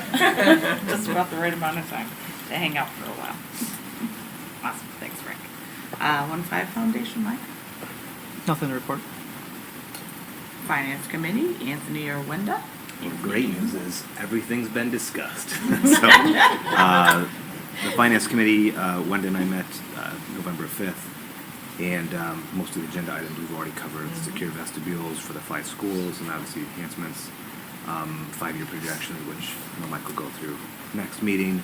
We talked about the TIF rollout for the next 5 or 6 years, audit results, administrative costs, which we approved, summer 2020 projects. And Something to be a thorough meeting. very thorough, because it was all discussed before. Covered it all. Equity, Zubair, Sam.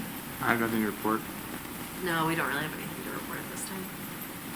All right, excellent. So we'll go back to 6.2, it's Board of Education Appreciation Day. We wanted to make sure that there were a lot of people to clap for us. Right until we got to that. Wait, look how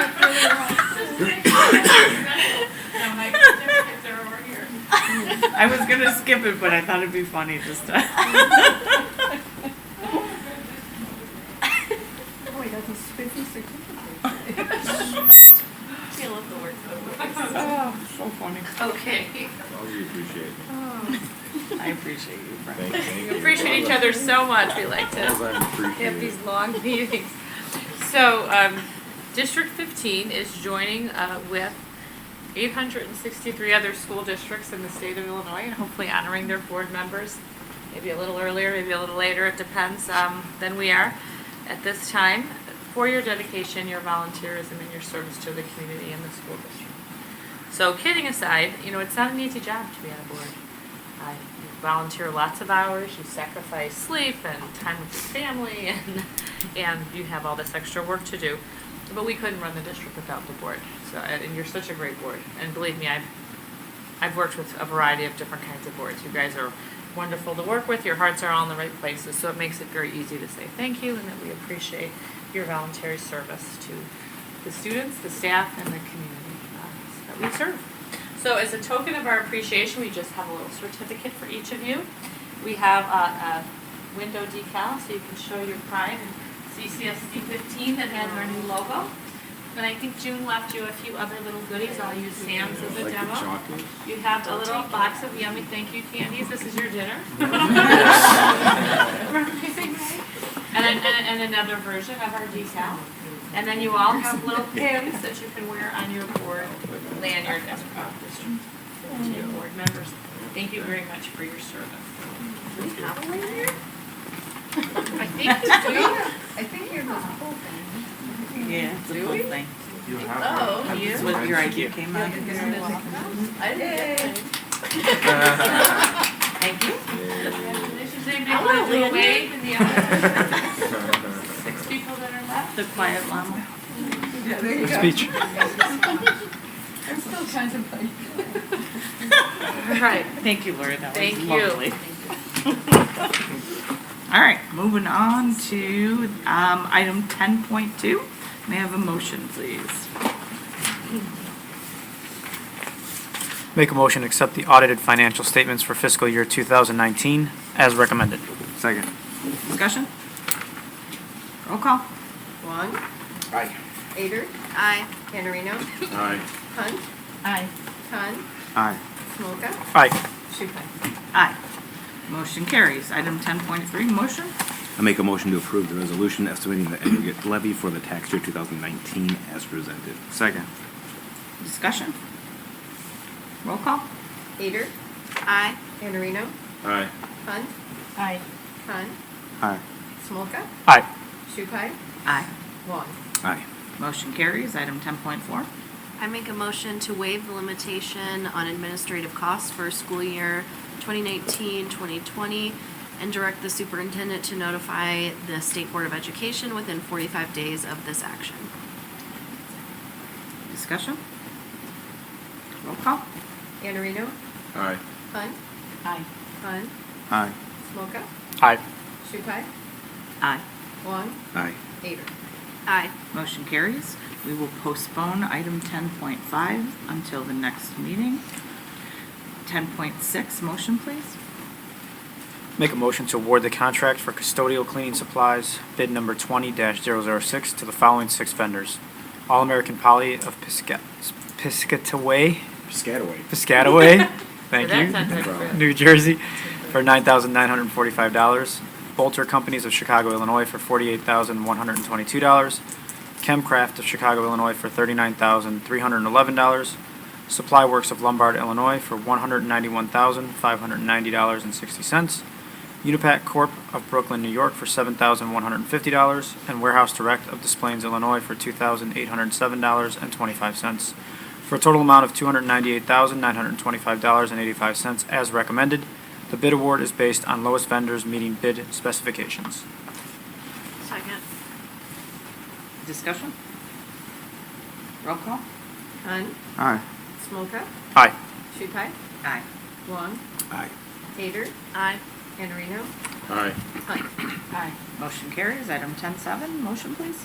I make a motion to award the contract for PA system upgrades 20-007 to ITR Systems, Downers Grove, Illinois, for a total amount of $36,630. ITR Systems was the only company to respond to the bid and has done previous work with the district. Second. Discussion. Roll call. Smolka? Aye. Shupai? Aye. Wong? Aye. Ader? Aye. Vanderino? Aye. Hunt? Aye. Khan? Aye. Motion carries. Item 10.8. Make a motion to reject the non-commodity food products bid 20-005. The product list will be reevaluated, at which time the district will go out to bid in conjunction with the commodity foods bid for the 2020-21 school year. Second. Discussion. So, with the food being rejected, what was? So, I think this would come up, so, you've got some personnel in the departments that consider service that in and out, not buying products or also that's already in the bid, so it's checked and right, so we're sure on that, we would have, had we gone through with this, would have pointed out the bid that's currently in place, which is no care of no loss. Which is in your four, so we reject this bid, already covered, we just did, but before we were 4 years ago. We're not gonna do that anymore. It's far too confusing to develop every year. Okay. All right. Stay here. Second. Oh, We discussion. seconded it. We discussed. Roll call. Shupai? Aye.